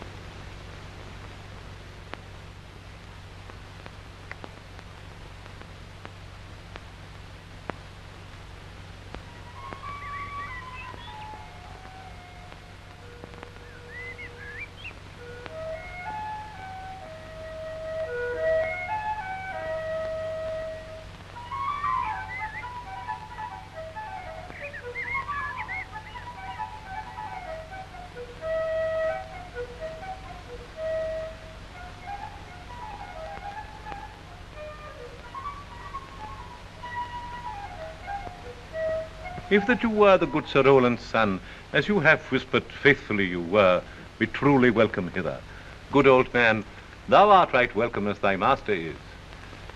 I am the Duke that loved your father.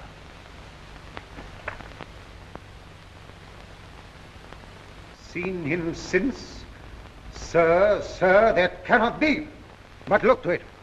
Find out thy brother, wheresoe'er he is. Seek him with candle. Bring him, dead or living, within this 12-month, or turn thou no more to seek a living in our territory. Thy lands and all things that thou dost call thine worth seizure, do we seize into our hands, till thou canst quit thee by thy brother's mouth of what we think against thee. Oh, that your highness knew my heart in this. I never loved my brother in my life. More villain thou. Well, push him out of doors. And let my officers of such a nature make an extent upon his house and lands. Do this expediently and turn him going.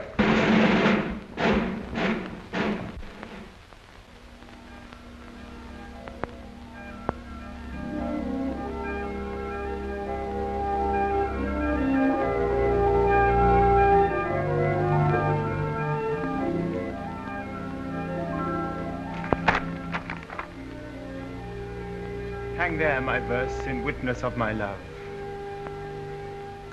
And thou thrice-crowned queen of night survey with thy chaste eye from thy pale sphere above thy huntress name that my full life doth sway. O Rosalind, these trees shall be my books, and in their barks my thoughts I'll character, that every eye which in this forest looks shall see thy virtue witnessed everywhere. Run, run, Orlando. Carve on every tree the fair, the chaste, the unexpressive sheen.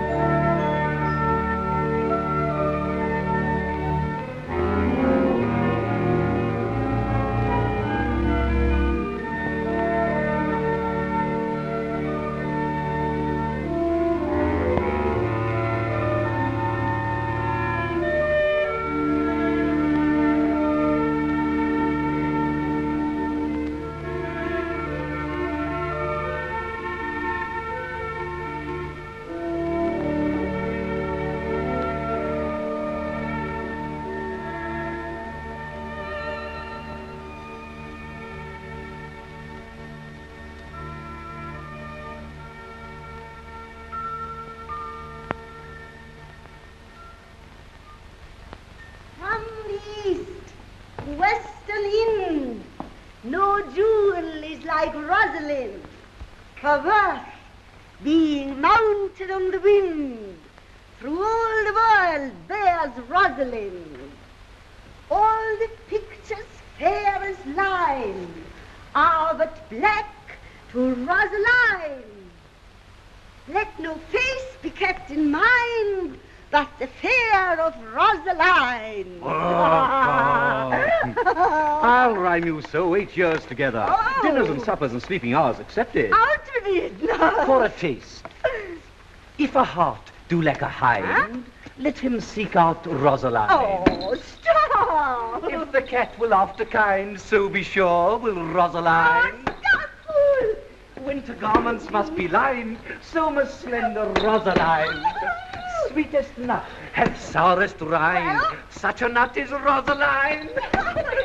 He that sweetest rose will find must find love's prick and Rosaline. Stop, you dull fool! This is a very false gallop of verses. Why do you infect yourself with them? I found them on a tree. Truly, the tree yields bad fruit. Peace.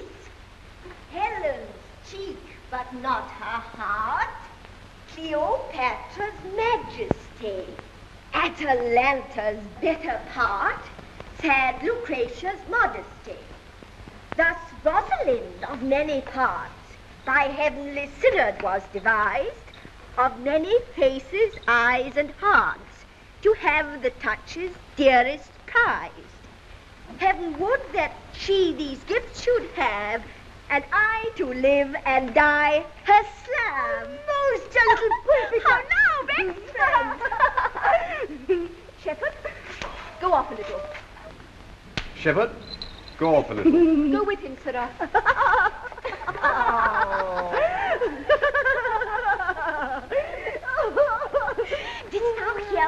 wondering how thy name should be hanged and carved upon these trees? I was 7 of the 9 days out of the wonder before you came.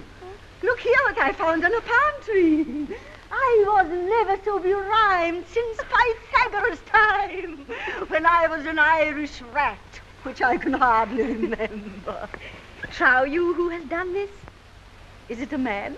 And a chain you once wore about his neck. Change your colour? I prithee who? Oh, is this possible? Nay, I prithee now, with most petitionary vehemence, tell me who it is. Oh, wonderful, wonderful, and most wonderful, wonderful, and yet again wonderful, and after that... Out of all, good my complexion. Dost thou think, though I am caparisoned like a man, I have a doublet and hose in my disposition? 1 inch of delay more is a south sea of discovery. Quickly and speak apace. Oh, I would thou couldst stammer, that thou mightst pour this concealed man out of thy mouth as wine comes out of a narrow-mouthed bottle, either too much at once or none at all. I prithee, take the cork out of thy mouth, that I may drink thy tidings. So you may put a man in your belly. What manner of man? Is his head worth a hat, or his chin worth a beard? Nay, he hath but a little beard. Why, God will send more if the man will be thankful. Let me stay the growth of his beard, if thou delay me not the knowledge of his chin.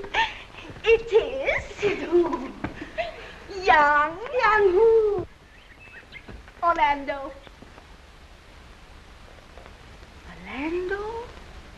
Orlando? Alas, the day. What shall I do with my doublet and hose? What did he when thou sawest him? What said he? How looked he? What makes he here? Did he ask for me? When shalt thou see him again? Oh, answer me in 1 word. You must borrow me Gargantua's mouse first. Oh. But take a taste. I found him under a tree, like a dropped acorn. May well be called Jove's tree, when it drops forth such fruit.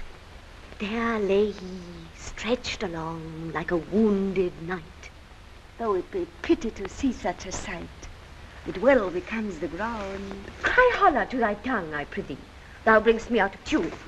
Oh, Eliana! Eliana! Do you not know I'm a woman? When I think I must speak. Sweet, say on. No, you bring me up.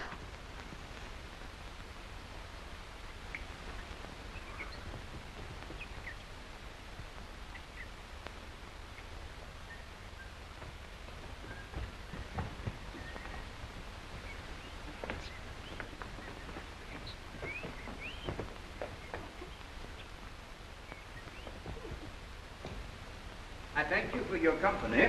With good faith, I had as lief have been myself alone. And so had I. But yet for fashion's sake, I thank you too for your society. God be with you. Let's meet as little as we can. I do desire we may be better strangers. I pray you, mar no more trees with writing love songs in their barks. I pray you, mar no more of my verses with reading them ill-favoredly. Rosalind is your love's name. Yes, just. I do not like her name. There was no thought of pleasing you when she was christened. What stature is she of? Just as high as my heart. You're full of pretty answers. I am weary of you. I'll tarry no longer with you. Farewell, good Signor Love. I am glad of your departure. Adieu, good Monsieur Melancholy.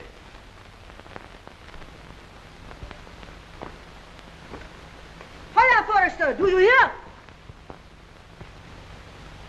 Very well. What would you? I pray you, what is the clock? You should ask what time of day. There is no clock in the forest. And there is no true lover in the forest, else sighing every minute and groaning every hour would detect the lazy foot of time as well as a clock. Where dwell you, pretty youth? With this shepherdess, my sister. Here in the skirts of the forest, like fringe upon a petticoat.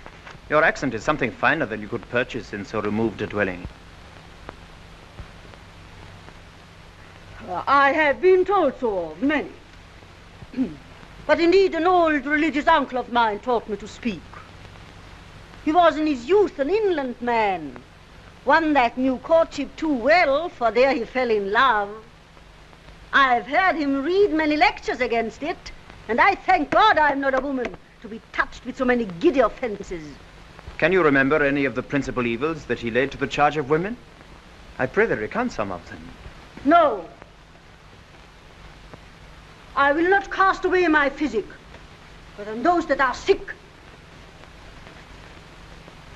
There is a man haunts the forest that abuses our young plants with carving Rosalind on their barks, hangs odes upon hawthorns and elegies on brambles, and all forsooth defying the name of Rosalind.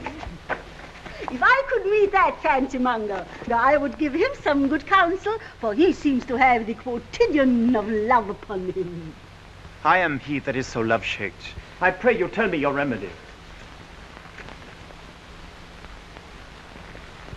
There is none of my uncle's marks upon you. He taught me how to know a man in love. What were his marks? A lean cheek, which you have not. A blue eye, and sunken, which you have not. A beard neglected, which you have not.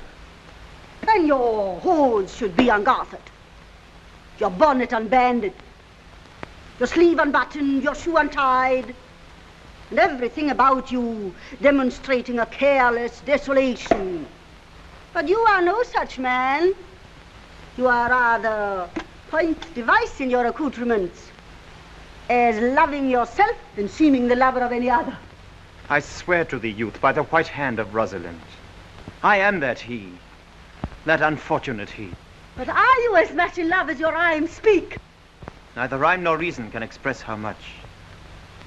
Love is merely a madness, yet I profess curing it by counsel. Did you ever cure any so? One. And in this manner, he was to imagine me, his love, his mistress, and I set him every day to woo me, at which time I, being but a moonish youth, would now like him, now loathe him, then entertain him, then forswear him, now weep for him, now spit at him, that I drave my suitor from his mad humor of love into a living humor of madness. And thus I cured him.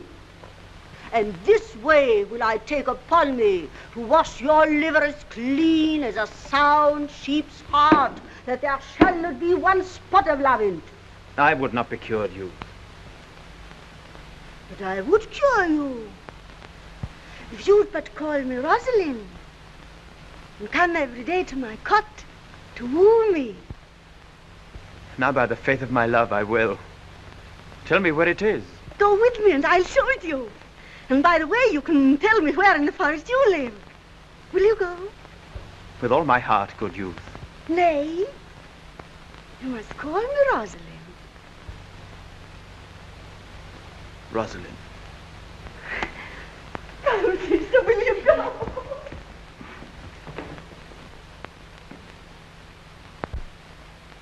And therefore take the present time with a hey and a ho and a hey, nonny no. For love is crowned with the prime. In springtime, the only pretty ring time, when the birds do sing, hey ding-a-ding-a-ding, hey ding-a-ding-a-ding, sweet lovers love the spring. How now, Audrey? Am I the man yet? Doth my simple features content you? Lord wonders, what features? Truly, I would the gods had made thee poetical. I do not know what poetical is. Is it honest in word and deed? Nay, truly, for the truest poetry is the most feigning. Do you wish then that the gods had made me poetical? I do, truly, for thou swear'st to me thou art honest. Now, if thou wert a poet, I might have some hope thou didst fail. Would you not have me honest? Nay, truly, unless thou wert hard favored.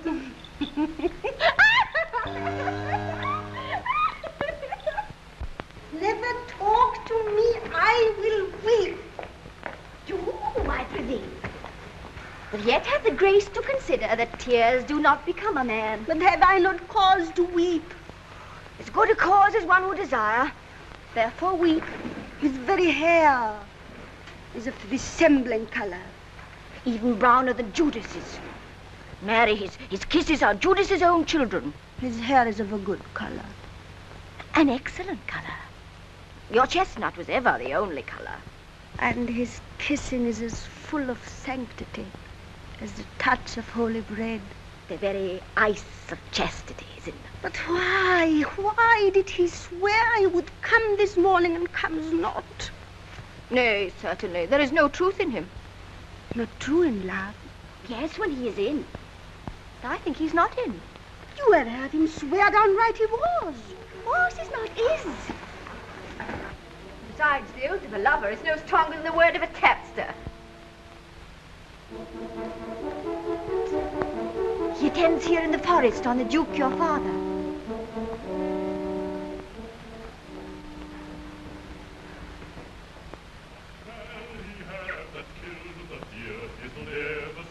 And horn to wear, a crown of scorn to wear the horn. It was a crest ere thou wast born. Thy father's father wore it, and thy father bore it. The horn, the lusty horn. I met the Duke yesterday.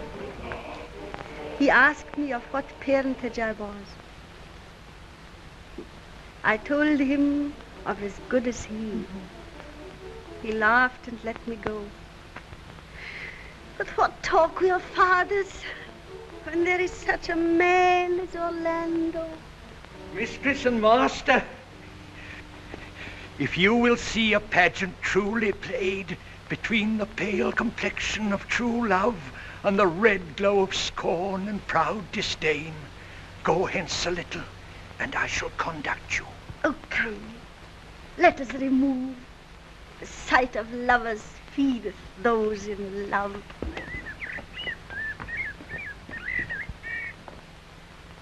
Sweet Phoebe, do not scorn me. Do not, Phoebe. Say that you love me not, but say not so in bitterness. I fly thee, for I would not injure thee. Thou tell'st me there is murder in mine eyes. 'Tis pretty sure and very probable. And if mine eyes can wound, now let them kill thee. Now counterfeit the swoon. Why now fall down? Oh, if thou canst not. Oh, for shame, for shame. Lie not to say mine eyes are murderers. Oh, dear Phoebe, if ever, as that ever may be near, you meet in some fresh cheek the power of fancy, then shall you know the wounds invisible that love's keen arrows make. But till that time, come not thou near me. And when that time comes, afflict me with thy mocks. Pity me not. As till that time, I shall not pity thee. And why, I pray you, who might be your mother, that you insult, exult, and all at once over the wretched? What? Though you have no beauty, must you therefore be proud and pitiless? Why? What means this? Why do you look on me? Odds my little life, I think she means to tangle my eyes too. No, faith, proud mistress, hope not after it. 'Tis not your inky brows, your black silk hair, your bugle eyeballs, nor your cheek of cream that can entame my spirits to your worship. You foolish shepherd. Wherefore do you follow her like foggy south puffing with wind and rain? You are 1,000 times a properer man than she a woman. 'Tis not her glass, but you that flatters her. But mistress, know yourself, down on your knees. Thank heaven fasting for a good man's love. For I must tell you, friendly, in your ears, sell when you can. You are not for all markets. So take her to thee, shepherd. Fare you well. Sweet youth, I pray you, chide a year together. I had rather hear you chide than this man woo.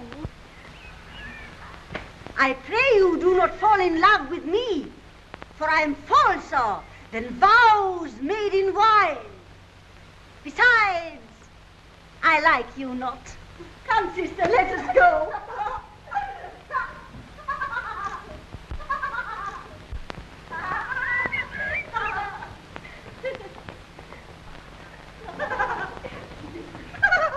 Good day and happiness, dear Rosalind.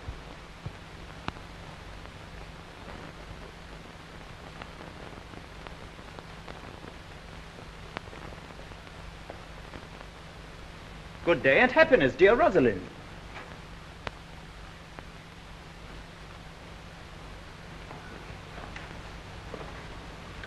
Now, Orlando, where have you been all this while? You a lover. And you serve me such another trick, never come in my sight anymore. My fair Rosalind, I came within an hour of my promise. Break an hour's promise in love.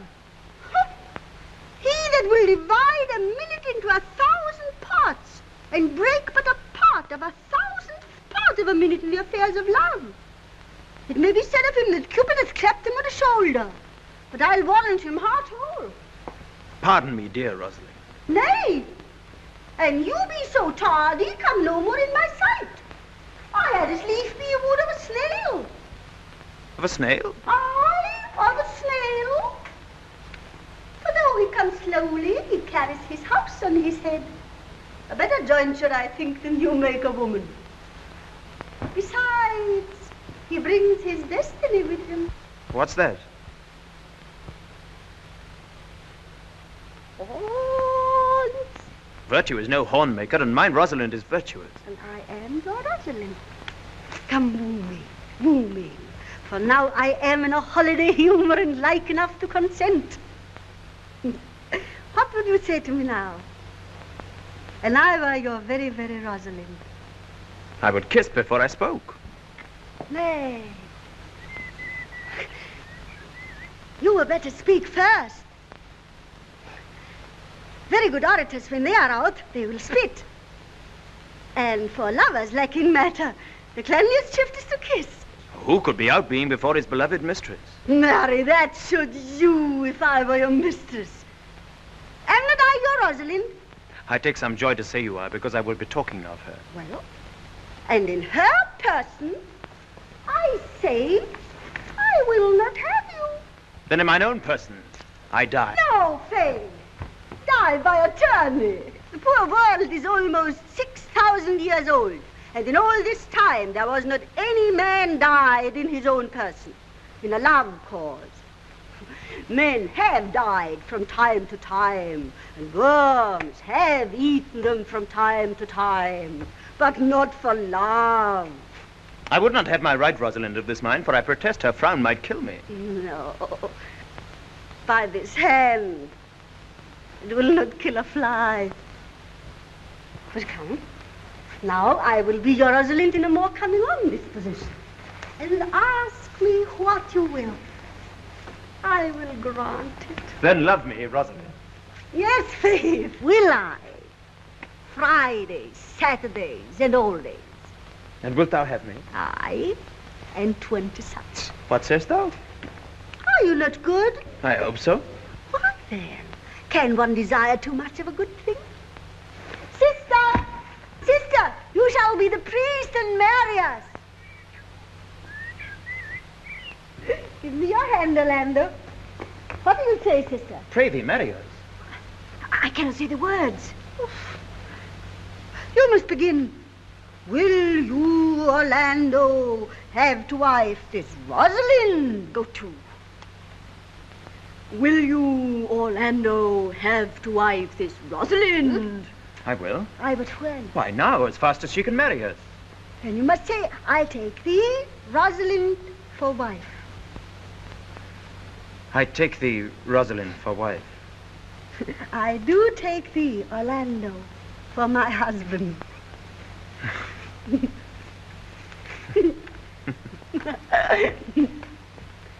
Tell me, Orlando, how long would you have her after you've possessed her?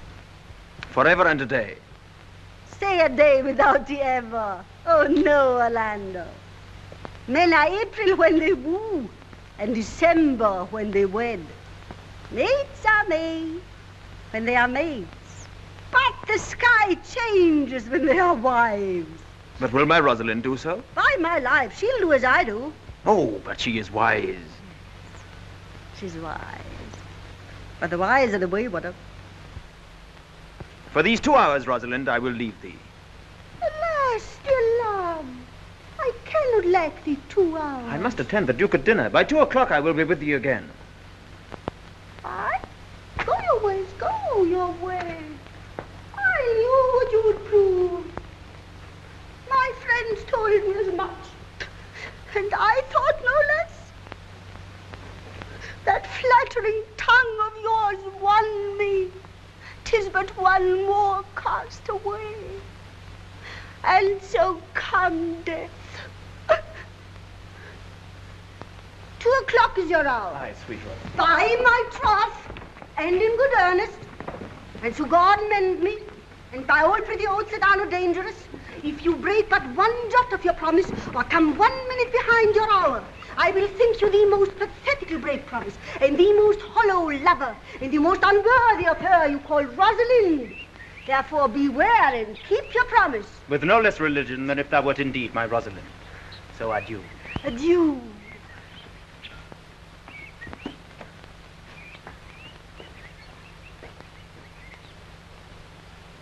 Adieu.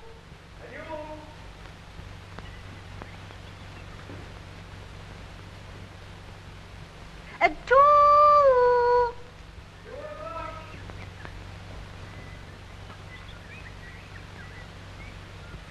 At 2 o'clock.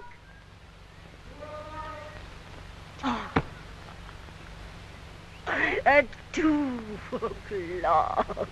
At 2. At 2.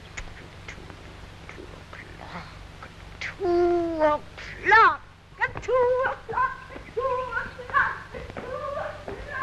You have simply misused our sex in your love prate. Cuz, my pretty little cuz, that thou didst know how many fathom deep I am in love.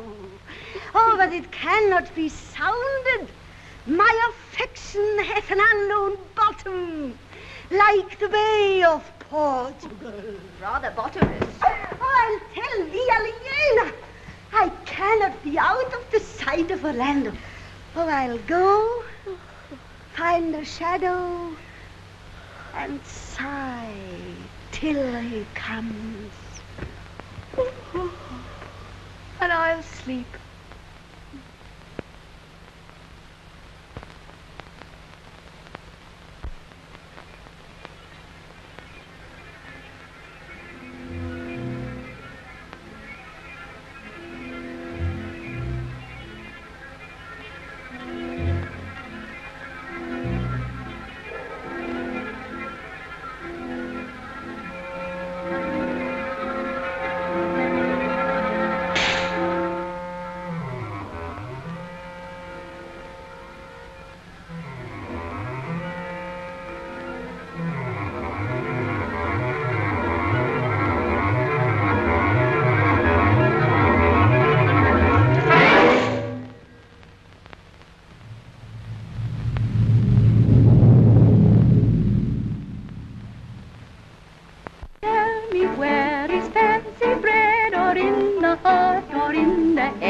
How begot, how nourished, reply. It is engendered in the eyes with gazing fed, and fancy dies in the cradle where it lies. Let us all in fancy's knell, I'll begin it. Ding dong bell, ding dong bell. is not past 2 o'clock, and here much Orlando. I warrant you, with pure love and troubled brain, he hath ta'en his bow and arrows, and is gone forth to sleep. Good morrow, fair ones. Are not you the owners of this house? It is no boast being asked to say we are.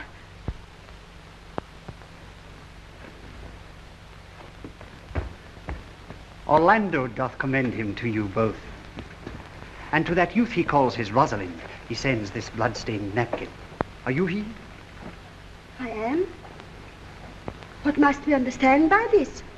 Some of my shame, if you would know of me what man I am, and how and why and where this handkerchief was stained. I pray you tell it.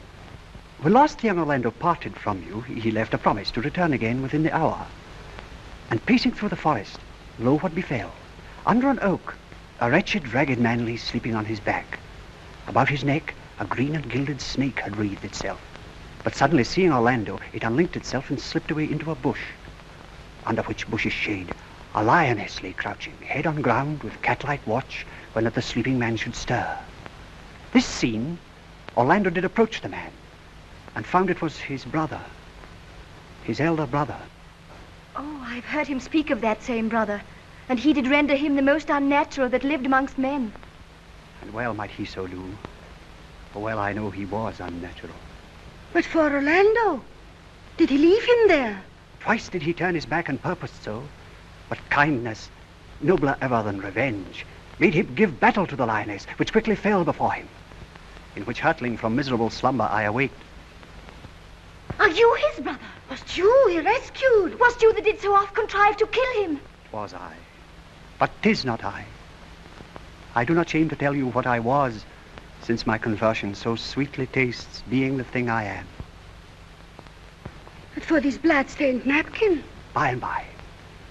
When, from the first to last, betwixt us two, tears our recountenance had most kindly bathed, as how I came into that desert place.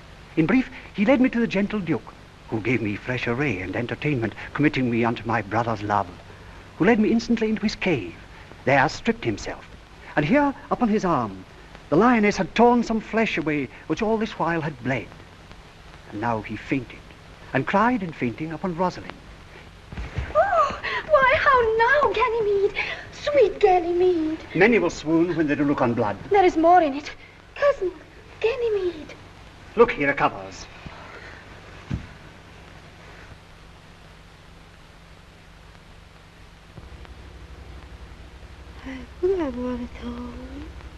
We'll lead you thither.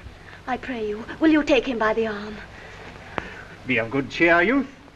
You are man. You lack a man's heart. I'll do so. I confess it. I pray you, sir, tell your brother how well I counterfeit. This is not counterfeit. There is too great testimony in your complexion. It is a passion of earnest. Counterfeit, I assure you. Well, then take a good heart and counterfeit to be a man. So I do. But i' faith, I should have been a woman by right. Come, you look paler and paler. Pray you draw homewards. Good sir, go with us. That will I.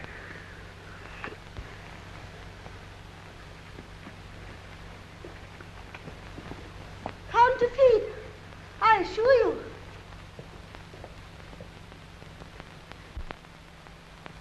Audrey, there is a youth in the forest here, lays claim to you. Aye, I know who it is. He hath no interest in me in the world. Here comes the man, you mean? Aha. It is meat and drink to me to meet a clown. We shall be flouting. We cannot hold. Good even, Audrey. Got to good even, William. Ah. And good even to you, sir. Good even, gentle friend. Cover thy head, cover thy head. Nay, prithee, be covered. How old are you, friend? 25, sir. A ripe age. Is thy name William? William, sir. A fair name. Wast born i' the forest here? Aye, sir, I thank God. Thank God. A good answer. Art thou wise? Aye, sir, I have a pretty wit. Faith, thou sayest well. I do now remember a saying, the fool doth think he is wise, but the wise man knows himself to be a fool. You do love this maid? I do, sir. Give me your hand. Art thou learned? No, sir. Then learn this of me. To have is to have, for it is a figure in rhetoric that drink being poured out of a cup into a glass, by filling the one doth empty the other, and all your writers do consent that ipse is he. Now you are not he, because I am he. Which he, sir? He, sir, that must marry this woman. Therefore, you clown, abandon the society of this female, or, clown, thou perishest. Or, to thy better understanding, diest. Or, to wit, I kill thee, make thee away, translate thy life into death. I will kill thee 150 ways. Therefore, tremble and depart. Do good, William. God rest you merry, sir.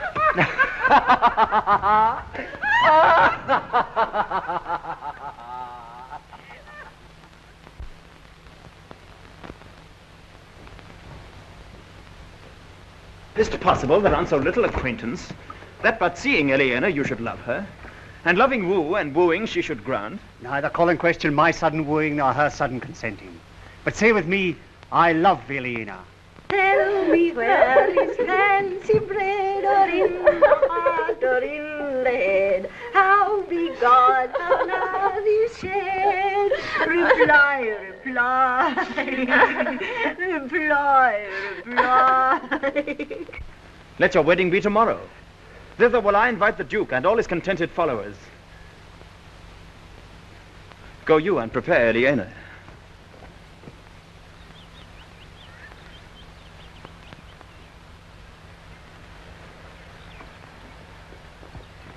I tell you, brother. And you, fair sister. Oh, my dear Orlando, how it grieves me to see thee wear thy heart in a scarf. It is my arm. I thought thy heart had been wounded by the claws of a lion. Wounded it is, but with the eyes of a lady. Did your brother tell you how I counterfeited to swoon when he showed me your handkerchief? Aye, and greater wonders than that. I know where you are. Nay, 'tis true, there was never anything so sudden. For your brother and my sister, they are in the very wrath of love. They will together. Clubs cannot part them. They shall be married tomorrow, and I will bid the Duke to the nuptial. But oh, how bitter a thing it is to look into happiness through another man's eyes. By so much the more shall I tomorrow be at the height of heart heaviness. By how much I shall think my brother happy in having what he wishes for. Why then, tomorrow I cannot serve your turn for Rosalind. I can live no longer by thinking. I will weary you then no longer with idle talking. Know of me then that I can do strange things. I have, since I was 3 years old, conversed with a magician. And if you do love Rosalind so near the heart as your gesture cries it out, you shall marry her when your brother marries Eleanor. It is not impossible for me to set her before your eyes tomorrow, human as she is, and without any danger. Speakst thou in sober meanings? I do, by my life, which I tender dearly, though I say I'm a magician. Therefore, put you on your best array. Bid your best friends, for if you will be married tomorrow, you shall, and to Rosalind, if you will. Youth, you have done me much ungentleness. I care not if I have. It is my study to seem despiteful and ungentle to you. You are there followed by a faithful shepherd. Look upon him, love him, he worships you. Oh, good shepherd, tell this youth what 'tis to love. 'Tis to be all made of sighs and tears. And so am I for Phoebe. And I for Ganymede. And I for Rosalind. and I for no woman. It is to be all made of faith and service, and so am I for Phoebe. And I for Ganymede. And I for Rosalind. And I for no woman. It is to be all made of fantasy, all made of passion, and all made of wishes, all adoration, duty, and observance, all humbleness, all patience and impatience, all purity, all trial, and all obedience. And so am I for Phoebe. And so am I for Ganymede. And so am I for Rosalind. And so am I for no woman. Pray no more of this. 'Tis like the howling of Irish wolves against the moon. I will help you if I can. I would love you if I could. Tomorrow, meet me all together. I will marry you, if ever I marry woman, and I'll be married tomorrow. I'll satisfy you, if ever I satisfy man, and you shall be married tomorrow. I'll content you, if what pleases you contents you, and you shall be married tomorrow. As you love Rosalind, meet. As you love Phoebe, meet. And as I love no woman, I'll meet. So fare you well, I've left you commands. I'll not fail if I live. No, I.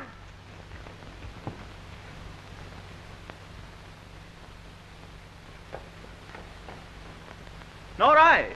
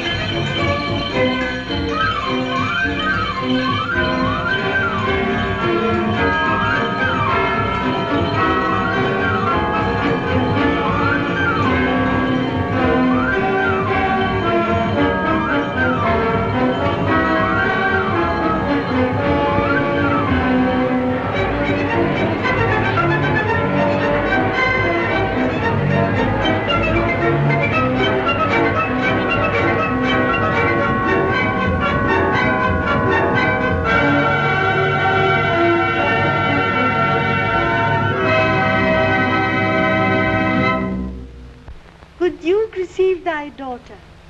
Hymen from heaven brought her. I brought her hither, that thou mightst join her hand and his, whose heart within his bosom is. If there be truth in sight, you are my daughter. If there be truth in sight, you are my Rosalind. If sight and shape be true, why then, my love, adieu. I'll have no father if you be not he. I'll have no husband if you be not he. Nor ne'er wed woman if you be not she. Oh, my dear niece, welcome thou art to me.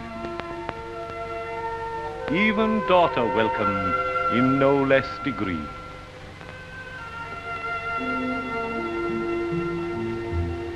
I will not eat my word, now thou art mine. Thy faith, my fancy to thee doth combine.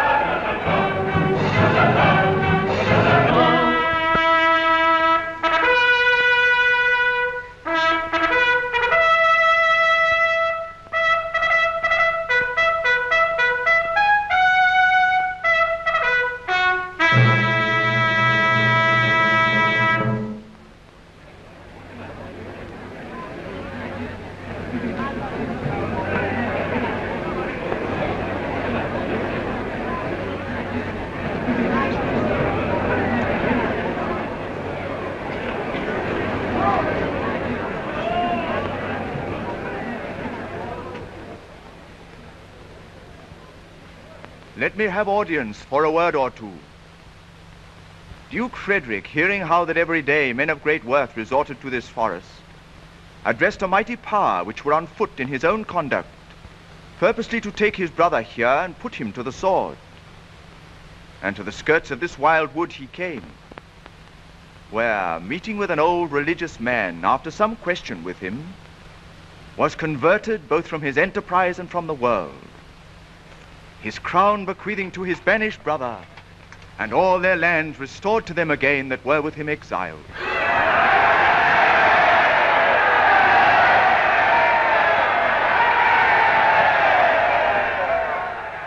Welcome, young man. Thou offerest fairly to my daughter's wedding. Meantime, forget this new fallen dignity and fall into our rustic revelry. Proceed, proceed. We will begin these rites as we do trust they'll end, in true delight.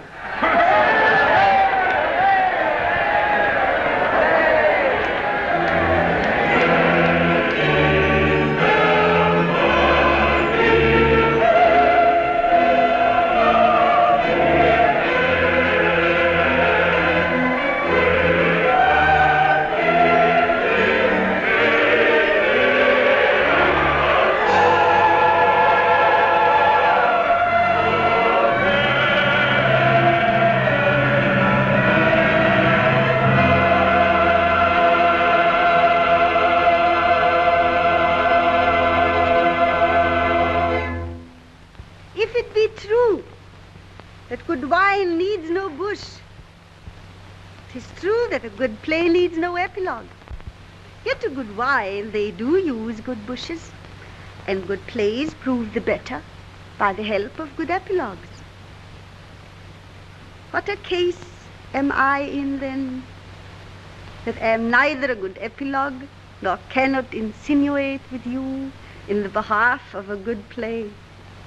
I am not furnished like a beggar, therefore to beg will not become me. My way is to conjure you, and I'll begin with the women.